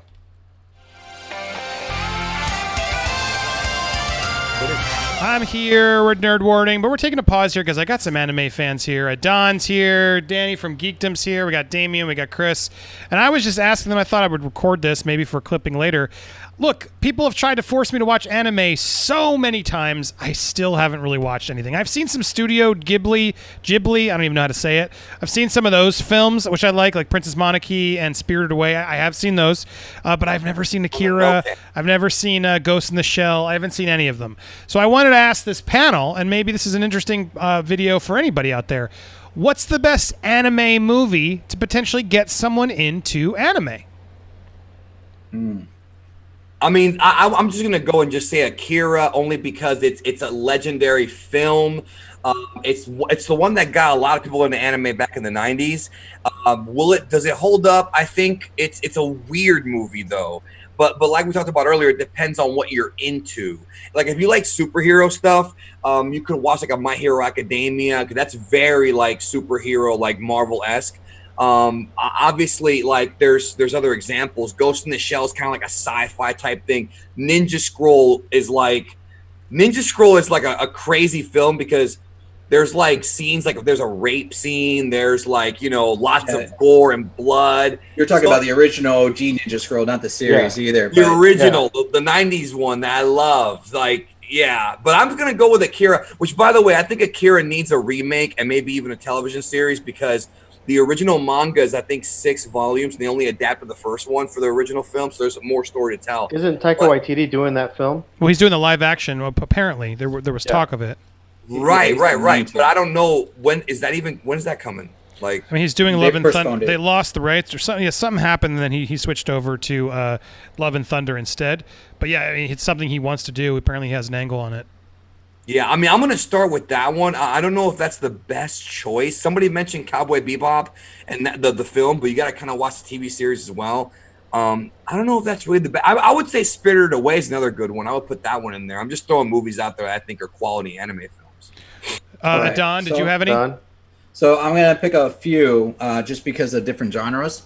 So I agree with you, Akira. It's iconic. It's gotten reviews from like iconic reviewers. It holds up in a lot of different ways. Like the art style you'll see scenes on it that looks like computer graphics, and it's just that they put that many cells into it. It has like one of the world records for like how many cell works they've done per like frames and whatnot. So it's insane. I consider that like that's a history piece. Good to watch. Perfect Blue. That's a good one. That is a great one if you want a suspense psychological drama that will probably mess with your head and have you wondering what is real or like what's happening for this character. So that is excellent in that case. And I'm trying to think of like actual movies so that it's like one and done. Yeah, it's tricky because a lot of the great anime stories are TV series. You know, that's the tricky part. You know. Yeah, pulling away, because if you're just trying to get someone dipping their toe in, a lot of them are just gonna be like, "Let me see a movie and be done." I have one of my favorite films. So you mentioned Ninja Scroll, which, by the way, Fist of the North Star and Ninja Scroll were my first 1 and 2 anime films that I saw, like back to back. After that, I was hooked on anime for that moving forward. It's a big one. I was like, what is going on? But I will say this because I'm old school, and of those people who are enjoying Castlevania now on Netflix, Vampire Hunter D was probably the first time I saw a Castlevania-ish anime, but it was just sick. And it doesn't require any before or after. You don't need to know anything else. You just go sit down, watch Vampire Hunter D. Great choice. If you like Bloodlust. Original, and then Bloodlust was good too. But dude, I don't. When I say Vampire Hunter D, I mean no colon, no nothing else. Just like Ghost in the Shell, it's just Ghost in the Shell, not colon Evolution, no colon all the other Ghost in the Shell that came out. There's like one Ghost in the Shell for me. And that movie's also really artistic as well. But it's also, correct me if I'm wrong, is it even available on Blu-ray? Isn't there like a rights issue or something like that with it? Ooh, I don't know. The Bloodlust, I think you can get on Blu-ray. The original D, I don't think so right now. Like you can get it easily on DVD and maybe like see some certain markets get it on Blu-ray, but not officially, if I remember. Also, I want to throw out there the original Street Fighter animated series movie. I'm sorry. That's classic. Yeah, That if you is like awesome. the games, oh my god, that movie is intense. That movie actually, I watched it not too long ago, right before we were supposed to, when we were doing like our movie nights, and we were talking about watching potentially Street Fighter. I rewatched the original animated movie, and I forgot that movie was made to promote the Jean-Claude Van Damme Street Fighter movie. And it was better.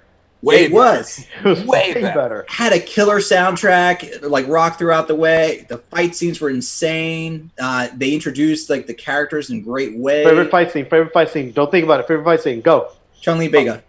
Of course.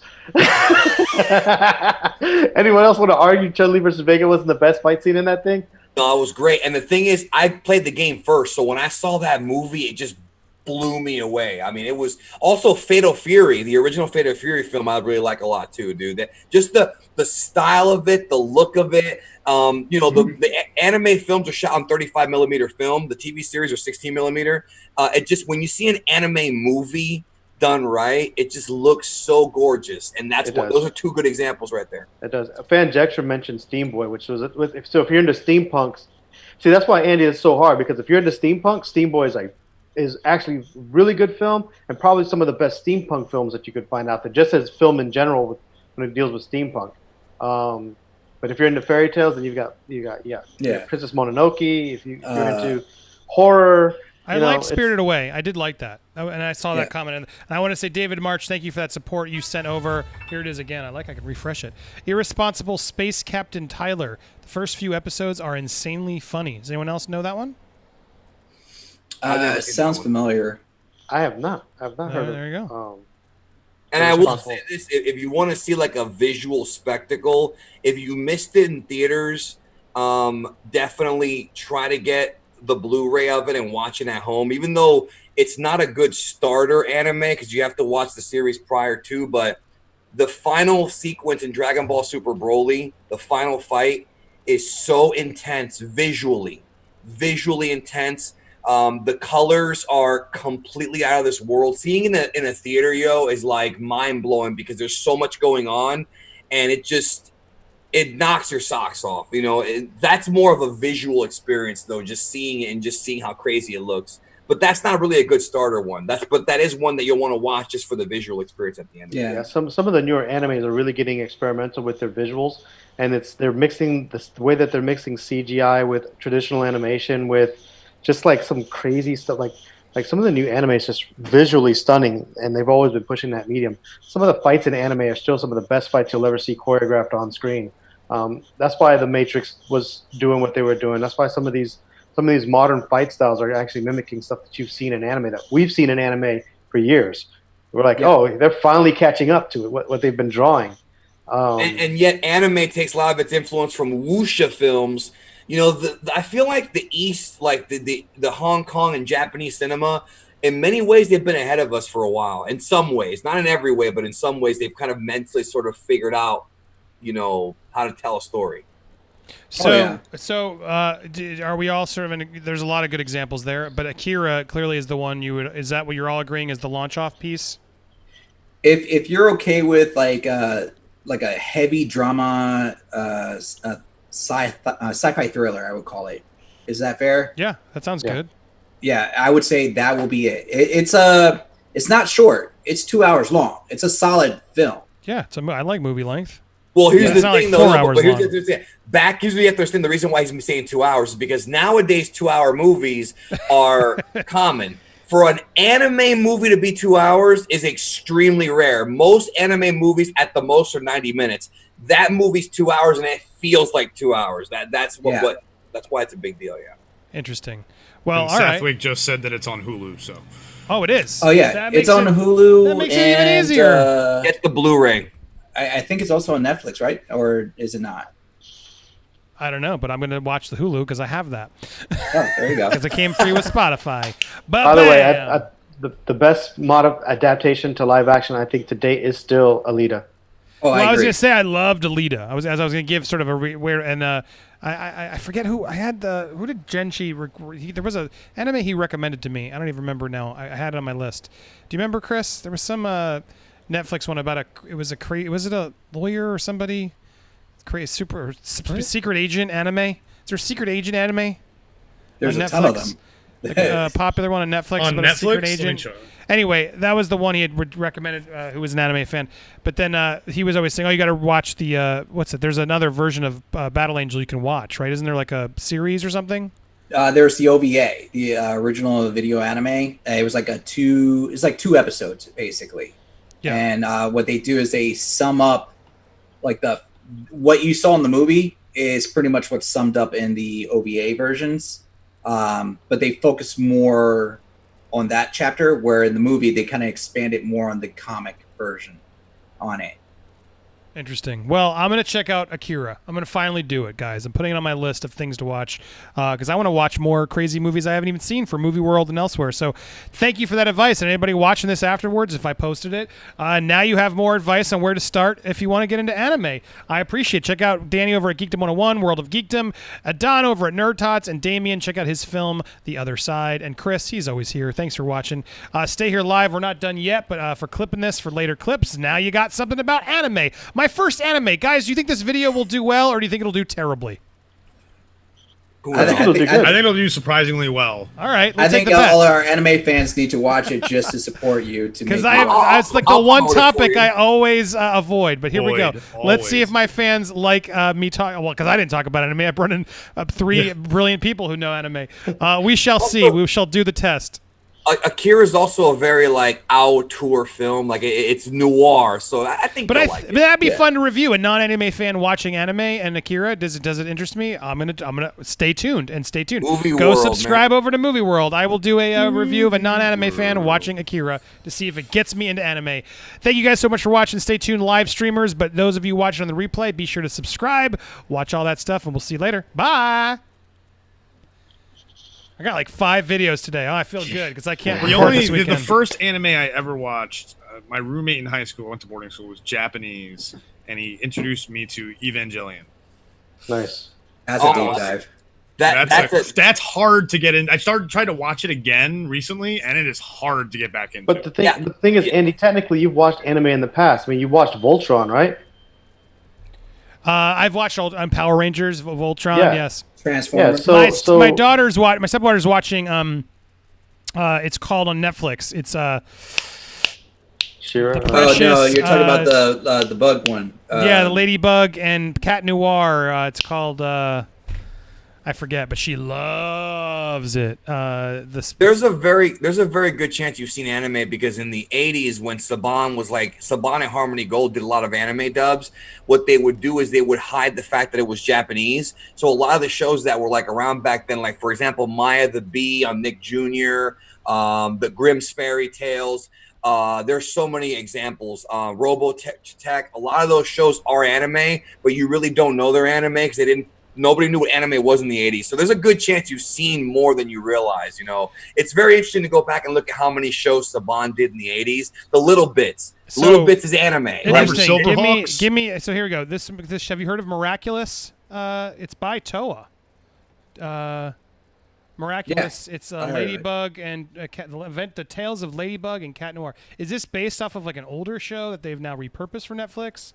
But it says it's superhero television animated, produced by French studio Zagtoon and Method Animation in collaboration with in Italy and Toa in Japan, and Sagma and SAMG and out of South Korea.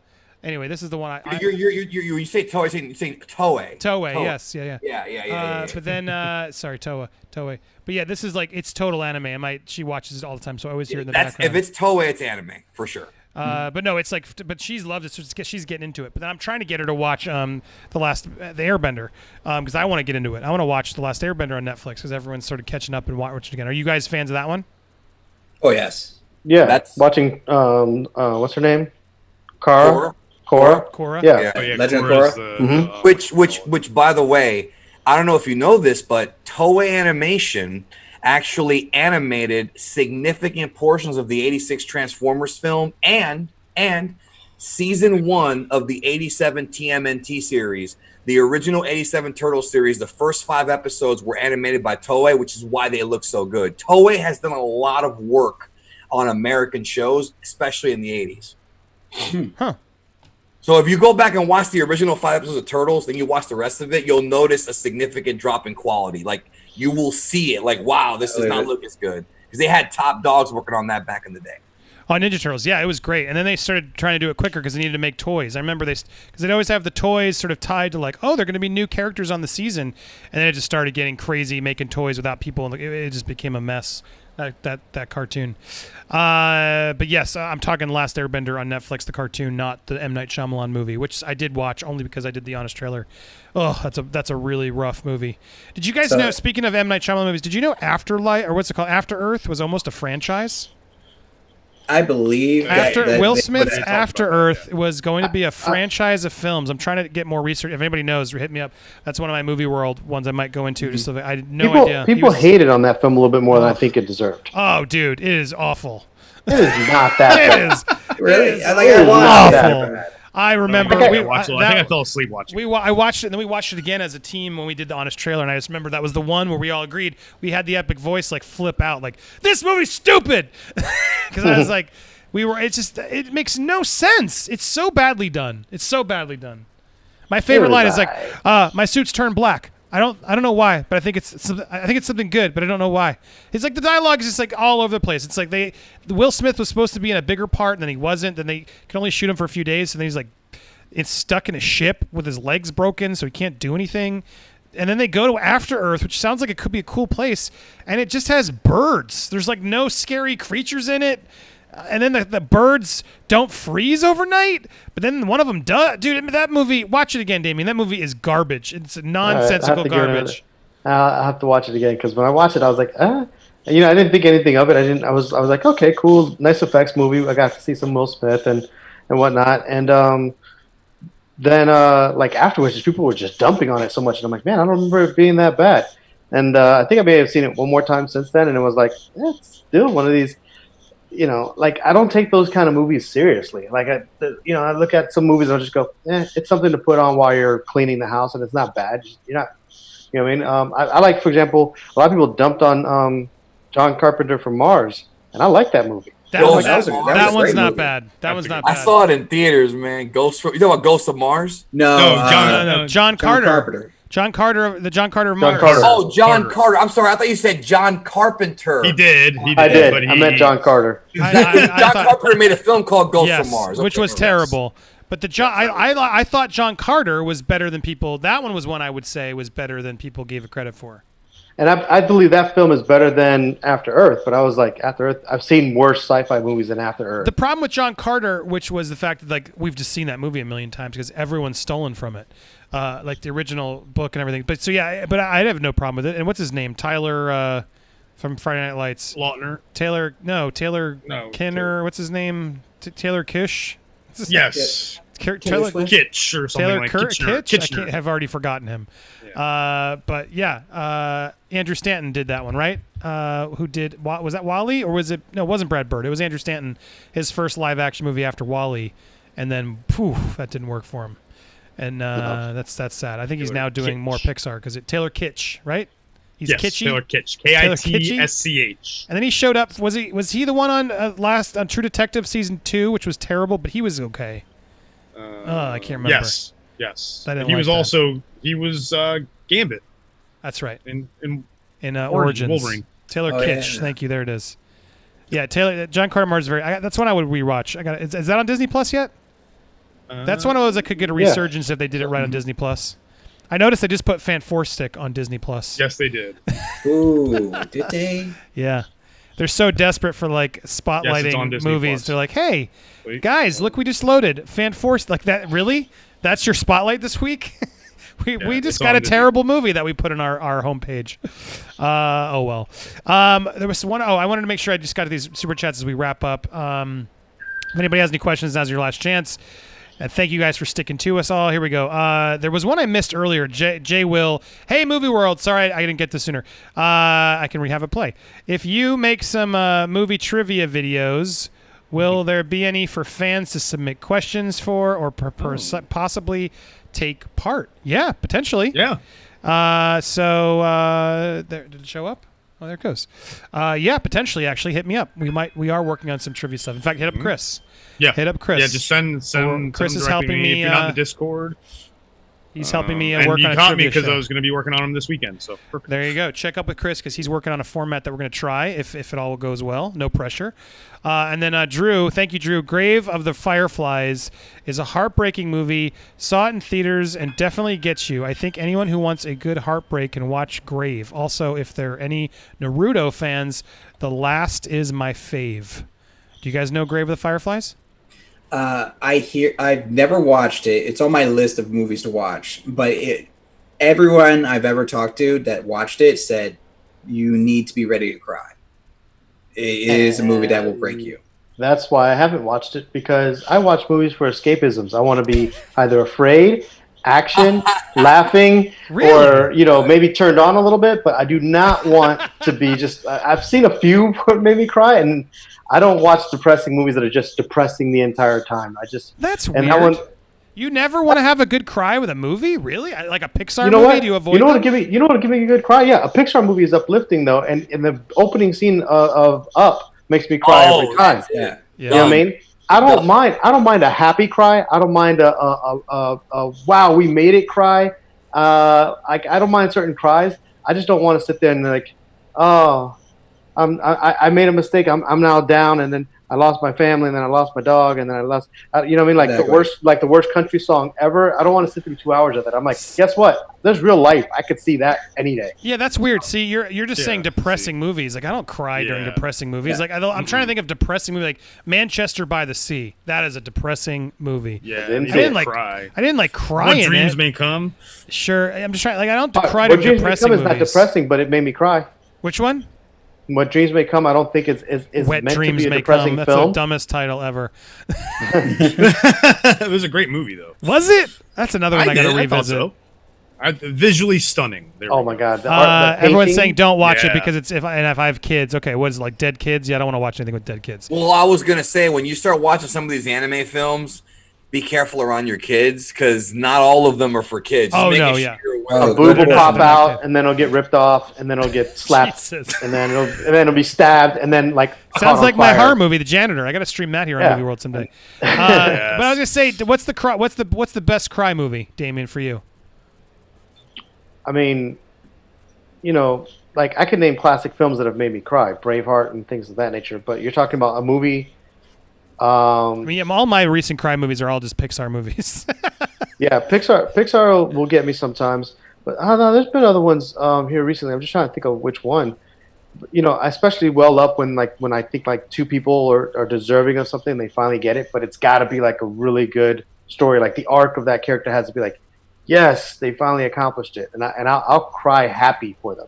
Right. So, Like that celebratory. yeah. And you're not like bawling. You're just like No, it's man tear. Yeah, man tear. It comes down, it trickles a little bit, and then it evaporates off my hot cheek. Well, I got one I like because I got to see Hamilton when it was in L.A. and that one made me cry like a fucking bitch.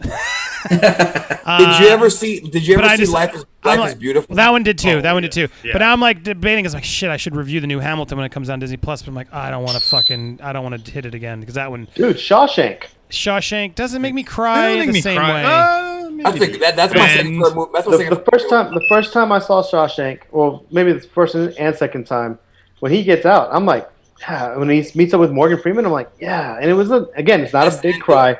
It's the kind of a deal. Shawshank makes me feel good. Yeah, Which surprising you. It's not. It's like it takes you through the ringer emotionally, and then by the end you're like, "Fuck yeah!" Spoiler alert. Which you don't think is going to happen in that movie. It feels like the type of movie that's not going to give you that in it, but then it does it and it pulls it off, and like it doesn't feel like it's pandering or unearned. You know what I mean? Like it's he figures out a way to get it there. You're just like, "Damn, that was worth it."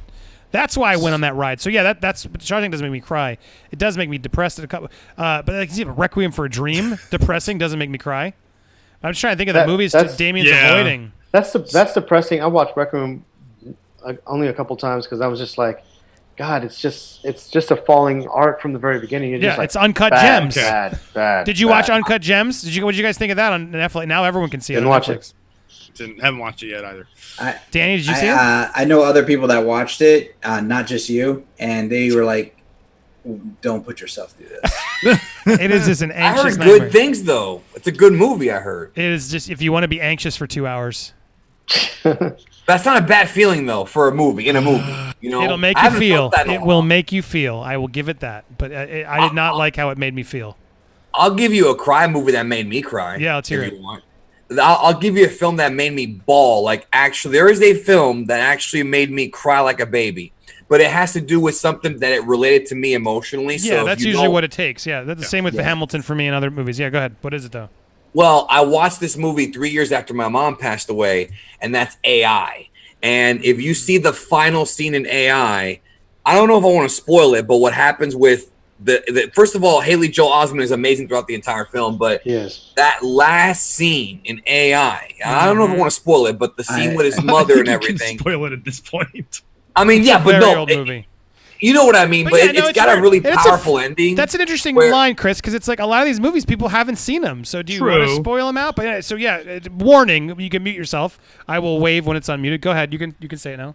Warning, please, if you haven't seen this film, go see it because it'll take you on a roller coaster ride. Hey, he gets one more day with his mother, and like anybody who's ever lost somebody, like a parent or heaven forbid a child or somebody who you love, you always hope to get just one more day with them. Like, I've wished for that. It's never going to happen, but I've wished for that since my mom passed away. So when I saw that movie and that final scene, Yep. I mean, you have to understand, I've never in my life cried harder at a movie than watching AI. AI hit me like boom, like I couldn't. It's an and emotional scene. I do remember that too. Powerful. It's just really Yeah, powerful. and that's what music has the same effect for me too. It's like And I will say this, because of that, I have avoided watching that film. It's like the same thing for me. I don't want to watch it again. You know, I don't. Because it'll always get me. There. I can imagine that. I mean, first of all, that there is something that I was talking about. Well deserved. That boy fights all movie long. All movie long, he fights for that moment. That is his purpose, and for him to actually get it and that well deserved thing. Which, by the way, I think Andy, maybe you did something on this. That wasn't the original ending.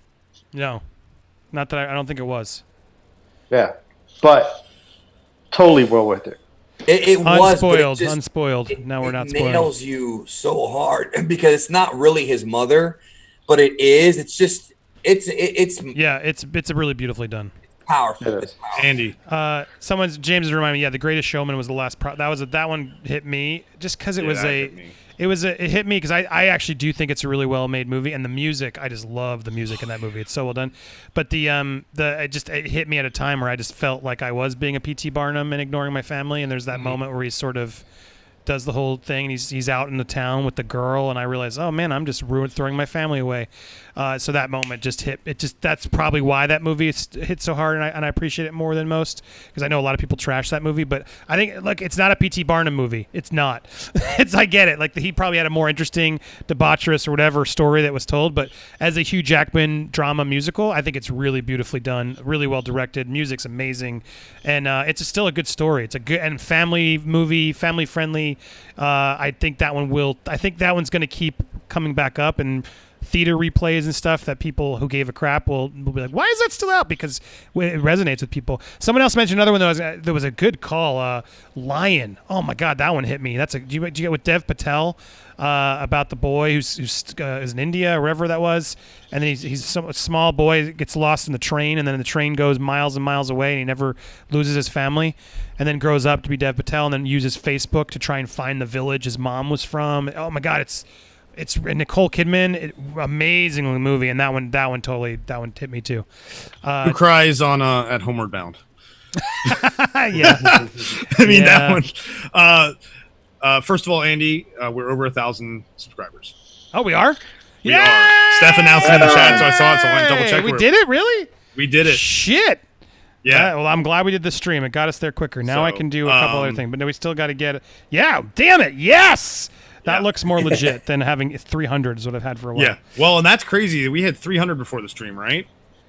Yeah, and we're 321. Yeah, Something we like had that? 321, so that's good. We're almost at 1,000 views for the video I posted today. So yeah, it's slowly building. I knew it was gonna be slow, but if you don't, guys, if you're building it out, you gotta go hard. You gotta go hard, man. Just try to get it there, because Hard work, it takes a while to make those videos. And I know it's not like the viral videos, but my goal with this channel over here is to try and make more evergreen stuff. So it's like if I can find new movie lovers who like come out and do videos about Naked Guns. I was saying I want to do one about sneakers, which I love that movie.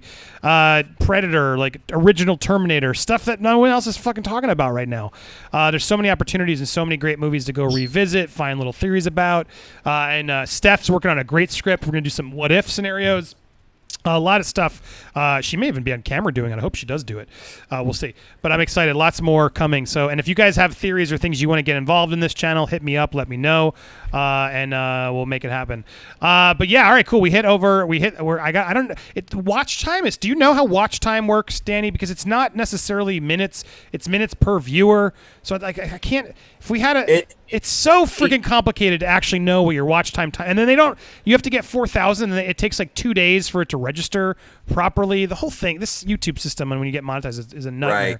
Do you know how that works? It's not as bad as like the 4,000 watch minutes is actually easier than you realize, because it's not literally minutes. Like I don't know exactly how it works, but it's not like literally minutes. So.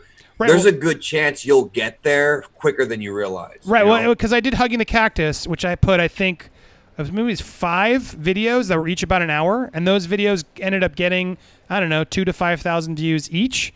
So it got me by that. It took about 5 videos, about 2,000 to 5,000 approximate each, and then suddenly it was you're approved.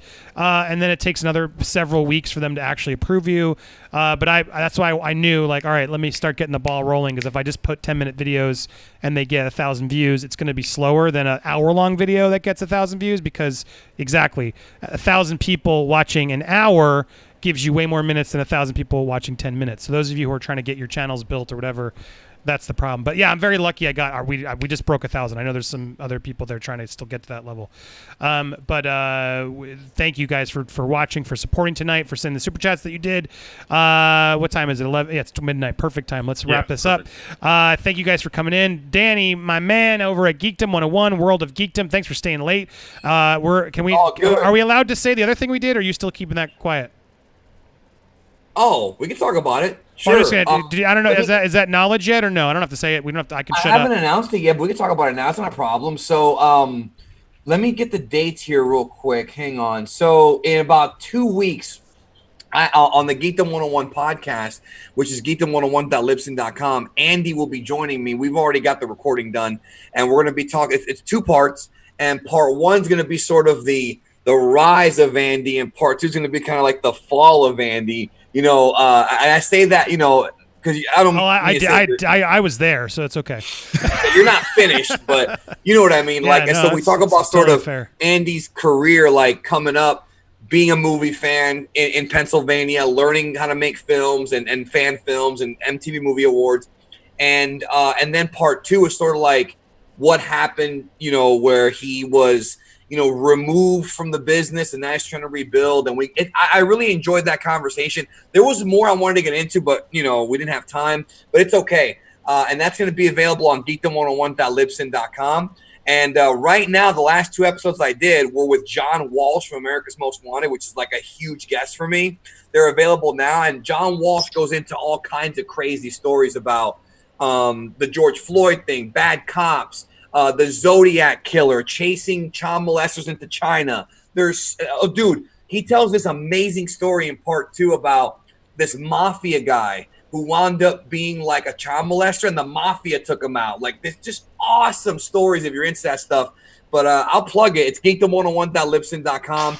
Andy will be on in about 2 weeks, about 2.5 weeks. Just go follow him on Twitter. I'll link it, or follow me. I'll make sure I'll tweet it out when it's due. But yeah, thank you. I just wanted to. I tell people I'll plug it more closely when it's available again. But I just wanted to thank you. I didn't know if you announced it, but yeah, super honored to do it, and it was really cool that he got him to do the first one, and then I was happy and honored to be there with him on the future ones. But yeah, it's nice. It's just audio. We chill, we talk, and no one's really gotten through my my history, and that was another one of those moments where I was inspired looking back, talking about it with you. So thank you for revisiting some of my successes before we went to the failures, because I've had a lot, so it's nice to revisit and be like, yeah, dude, get back to that shit. Quit being so down about who's not talking to you and be more into shit to make. So thank you for that inspiration. Stay tuned for those podcasts. Hopefully they're interesting to you. Well, it should be interesting to some of you guys, my fans. But yeah, and check out the Geekdom podcast. Check out World of Geekdom on YouTube and Geekdom101. He's got two nerd channels. He's doing it wise too. But go support both of them. And the podcast is on geekdom101.libsyn.com, and you can subscribe on Apple Podcasts and Google and all that stuff. So if they look on Geekdom101, that's where the Andy interview will be. If you go to the Geekdom101 on any of the podcast places, they'll find it. Yeah. I think so. Geekdom101 podcast. That's it. It's the only one. Geekdom101 podcast. Look on iTunes and stuff, and I'll link out a link to it when it's available. But I'm excited for that. That'll be fun. You guys will get some new insight. I definitely gave him some stuff I hadn't talked about before. And then Adon, go on over to Adon. There's a few people who need 1,000 subscribers, so let's get them all there. Adon over at Nerd Tots. Go subscribe to him. Adon, go ahead, and you want to plug there? People can watch D&D. Yes, of course, our Nerd Tots. Soon we're going to be going into Twitch as well. We were doing some videos, but thanks to things, we're going to parking lot our videos a little bit longer. So just catch up on our old stuff until we get some new stuff out for you guys. But we would love to see you guys join us, and so we can have an actual community there too. Yeah, let's do it. And then everyone go check out The Other Side. Do we have a link to The Other Side, Damien? I can pop one in there as far as the trailer and the Facebook stuff. Go on over there. Yeah, anything else you want to say or mention there? Don't say her name on Facebook. Look up The Other Side on YouTube. We'll pop in a link in here. Just, support this channel, man. I'm so glad so many people that we got to 1,000 here, man. I'm always glad that we could see the success of the content that you're creating. I'm just wondering, are you going to get the Robin Williams piece that you did and kind of repurpose it and put it over here as well? I've thought about it or doing an update to it. I was trying to find the raw footage, but I think some of it got deleted because I downloaded a lot. That one was like 30 minutes long. I'm not going to do them that long because that's the problem. But I really had fun with that piece. But I maybe it's also doing okay over there. I had like 8,000 views on the first one, so I didn't want to kill it. Have you ever had that experience, Dan, when you re-upload? Have you ever tried to do like a re-upload two places? I always feel like that ends up being a dumb move. I've never tried it before. I don't think it's really a dumb move. I guess I could call it something else and put it on the new channel. Yeah. Call it something else. Yeah. You can't copyright strike yourself. So it's true. It's an interesting idea. I could use it as an off week. I'll load it later, exactly, and then I'll call it. You're right. Call it something else, different thumbnail. Put it on over there, and then maybe people will check it out. That's a good idea, Damien, because I like that. One thing I did try. Well, actually, came from the chat. So good. Thank you. One thing I did try once is I took old videos and and this is something that comic book guys do a lot. I compiled them into one new video and then re-uploaded it. For example, Comics Explained did like an 8-part Civil War breakdown, back in I want to say 2014, 15. And then when the movie came out in 2016, he took all 8 parts, put them together, re-uploaded them, and then put ad breaks in between each one. And it did like 800,000 views. God knows how much money he made on that with all those ads. So that's not a bad idea to try later on too. Yeah, and that's why that's why 10 minutes is the key, guys, because in your YouTube, when you're at 10 minutes, you can put an ad in the middle. Well, I think his entire breakdown was like an hour or something like that, but it did 800K because the movie was coming out and it was all in one big video. Right. So when you get a very good move. When you get a long video with multiple ad breaks in it, that's the key. That was always the problem. I was always impressed with CinemaSins over us because CinemaSins knew to be longer. They had an SEO expert doing it when I met them. That was how CinemaSins did so well when we were doing Australians. But then on Australians, we only had ours was always like 4, 5, 6 minutes tops. You can't monetize then stuff in the middle because it's too short. But it's always hard. That 10-minute line is when you get the would you like mid-rolls? So if you guys see mid-rolls during a commercial on Geekdom's channel, on anybody's channel, just try and support them if you can, because that's how we make our bread and butter. It helps a lot. Because I did that. I did one once. I may do it again I'm overdue. But I do like the clickbait fundraiser video where I'm like, hey, everybody, Just watch all the ads, and then I basically talk, and every 30 seconds I play another ad, and I'll do something entertaining to keep them invested. But it's basically like a game where I just like I'm gonna post as many friggin' YouTube ads in one video as I can for 15 minutes. That's ballsy, man. And I've done, and actually, when I've done it, I'm obviously I do it with the intent of they understand what's happening, and it usually does pretty well. I get views, and they sit through and watch it, so it makes a little bit more revenue than the other ones. So stay tuned for more of those. I'm sure at some point in the future. In fact, my video more like we put you on mute and set you in the side. Exactly. I think here. a lot of fans are literally just like, yeah, I put it on and I shut it off. But I'm checking. I did. I did the click. I did the clickbait today of should I quit YouTube? I was like, I'm going to resort to that. And yeah, 4,000 views in one day. That is a very good turnout for me to get 4,000 views in one day. Because I was like, how do I promote this channel?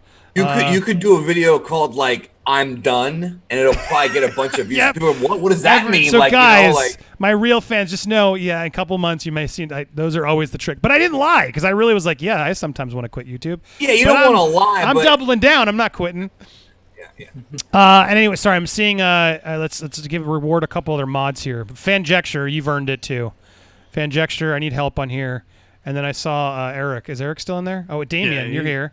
Don, did you? I can make you one too. I mean, some Fanjecture. Go subscribe to I saw you. Fanjecture, subscribe to Fanjecture as well. He needs to get to 1,000 rather subscribers. Put your link in there. I'll retweet it for you, Adam, because he busts his ass over there too. So get that. And a great counsel. I know he was on. I saw him over here. I don't know if he's still here. And then Eric, yeah, I got you guys mod status. There we go. There you go, Danny. You're a mod. You can, if you want to say something. And Great. There we go. I will not abuse my power. I assure you. I know. Otherwise, I know who you are. Buying me earlier. Bunda was hitting me with the whole. He loved Dragon Ball Evolution, and I know he was pushing my buttons. I was just like twitching over here. I saw you, man. It's just not a good film. Even if you're not a Dragon Ball fan, it's just not a good film. But you know what? It could have been worse. You know, there actually is like a Hong Kong live-action Dragon Ball film called The Magic Begins. Yeah, it's actually not that bad. It's better than Evolution by leaps and bounds, even though it looks very dated. The Bleach live action was good. I didn't see that, and I didn't see the Full Metal one. Full Metal's actually looks pretty good, but Bleach live action, I was like, okay, you guys managed to get, I think, like the first 3 episodes or the first 4 episodes done well, or something like that. I will say this: it's on Netflix. I think it's called Elang, the Wolf Brigade. That was a good live action adaptation. Nice. Yeah, that's a serious one. That's like set in the future where you have military police that they wear masks because they don't want people to know their identities and whatnot, because diversity and so forth, and they work against terrorist groups. It's actually a really fascinating movie. Dope. Yeah. Well, there you go. And there you go. Link over trying to Fanjecture, and Don, Nerd Tots, other side. If you guys put the links in there, I'll click them. But yeah, everyone, we have 80 or whatever people on there. Come on, 80 more subscribers. Although some of them may already be there, but let's make sure some of our people out there who are grinding, trying to get the attention, get it too. We should do a stream like that someday. That'd actually be a good stream. Support your local creators. Help me remember that, Alfred. We could figure out a way to do that on a YouTube show. Well, there we go. Awesome. It's midnight, so I gotta go. I had the funniest, weirdest story, guys. Can I share one story before I go? I had a friend from LA. I almost did it, but he was. So I had a friend from LA. He's like, "Hey, I'm visiting Tampa," and I was like, "Cool. Where?" He's like, "Are you near there?" I'm like, "Yeah, I live in Tampa. Where in Tampa?" And then he goes and says the sub neighborhood that I'm actually in, and I'm like, "Oh my God, really? What crazy?" I'm like, where his dad? He was visiting his dad who was sick, not from COVID, but some other thing. And I was like, "Oh, well, where are you? Show me your address. I'll tell you. I'll see if we're close." He sends me the address. And I look at my phone. I'm like, "Holy crap!" I'm like, "Go out to your porch, dude's my neighbor." Your neighbor Dude's is his dad is my neighbor, and I've said hello, but he has like a different last name, and I didn't know it. And then literally tonight, I'm like, and he's leaving tomorrow morning. I'm like, hold, how weird is that? Literally, old weird, and literally, he's like, yeah, I'm in Tampa nearby, and I literally walked outside, and I said, hey, and his porch was like right there, and we saw hello to each other. It was the most random, crazy thing I've had in my Florida experience. For you. So yeah, Tampa's not that small, guys. When you visit, you might run into me. If you go to Orlando, it's a little further. But anyway, is this? No, it's not someone you know. It's someone he was like a producer on another thing, something you wouldn't know who he was. But he was a good guy. I liked working with him, and he's nice because he reached out. Some people still are afraid to talk to me. Isn't that kind of weird? They're still afraid to talk to me. Danny's not. Danny's like, you know what, dude? You seem like you're doing better work. Thank you for. I won't let you down. I won't let all you guys down. I'm no longer a scumbag. I'm not flirting around with. I'm happy in a relationship. That's the key. But that's another topic I'm going to get into. Talk about that on the podcast. Yeah. There's a lot of. I see a lot of scumminess being exposed, and I think some of it is legit, but some of it gets blown out of proportion. That's the problem, though. A lot of people are trying to ignore their scumminess. Guys, it's been happening a lot lately. It's happening a lot. I don't know if you've picked up on this, but the entire wrestling community, the pro wrestling community, this past week, there's been like 15 a lot. people. There's like 15 to 20 people getting canceled now. Like it has happened. I haven't seen it to this volume. I don't think ever. Mm-hmm. Yeah, well, I want to do that video too, because it's like I'm trying to figure out what the angle, because it's like. Yeah, it's just weird. It's a new whole wave, and they're big. Like Chris D'Elia came out, and then I noticed like everyone was sort of ignoring it. I think hoping it would go away, and now like no, they're not letting it go away. All of his friends are now on the podcast condemning him and so on. But now he's dropping out like, well, no, here's the receipts of some of the people I spoke to, and it's like it's a whole new thing. I had a friend who also was canceled wrongly, and he reached out, he's like, Andy, you need to start a PR firm to help all these guys. It's like, it's not a bad idea, because a lot of these guys, you got to do it. And then I saw what's his name, Angry Joe. He handled it, I thought, brilliantly. But anyway, there's so many topics like this. I'm probably going to try and go over to Hugging the Cactus so if any of you want to talk, I want to sort of I don't want to do like, is he lying or not? But there's so many sort of topics about it that are relevant that I think are just lessons learned that we all should be aware the receipts. Of. But I mean, there's so many instances where you're just like, what? This is what we're canceling someone for? Why? It's getting crazy out there. So be careful, everybody. And yeah, if you ever said something racist, come clean now, I guess, because it's happening all over. But Jenna Marbles just quit YouTube. That is crazy. But at the same time, she's done some really sketchy stuff, but I know she's changed. I met her. She's a really sweet, nice person. I don't believe she meant anything. But, she's doing like a crying video leaving YouTube because she made bad, insensitive sketches in her past. It's getting crazy. It is getting crazy. All I will say is that's all a tease to stay tuned for woke trailers debuting soon. I'm excited to I think the next one I do on that one, I have 2 in the bank. I hope they'll get done. They will get some clicks and I think some laughs. So stay tuned. All right. Anyway, PR Planet. It's a good name. PR Planet. All right, let's go. It's way too late. Thank you guys again. We made it to 2.5 hours. Yes, love it. I'm going to unlist this, guys, and I'm going to put it as a members-only full stream, and that way you can get it too, Chris. So that way you guys can watch this whole thing in its entirety over on the members section of Popcorn Planet if you missed it, and I'll alert the fans, the members who missed it. But I'll be clipping a lot of these over there throughout the next couple of days. So even if you've already seen this, please just click it in the background and watch it again for me, because all those clicks matter to keep the algorithm love happening. And then stay tuned. More stuff coming to Popcorn to Movie World. You get to watch me forcing my kids watching Jaws. It's a lot of fun, so stay tuned. That's all we got. See you later, everybody. End this stream first. Bye, YouTube. End stream on the Popcorn Planet channel. And end stream here. Adios. Deuces, as Jody would say.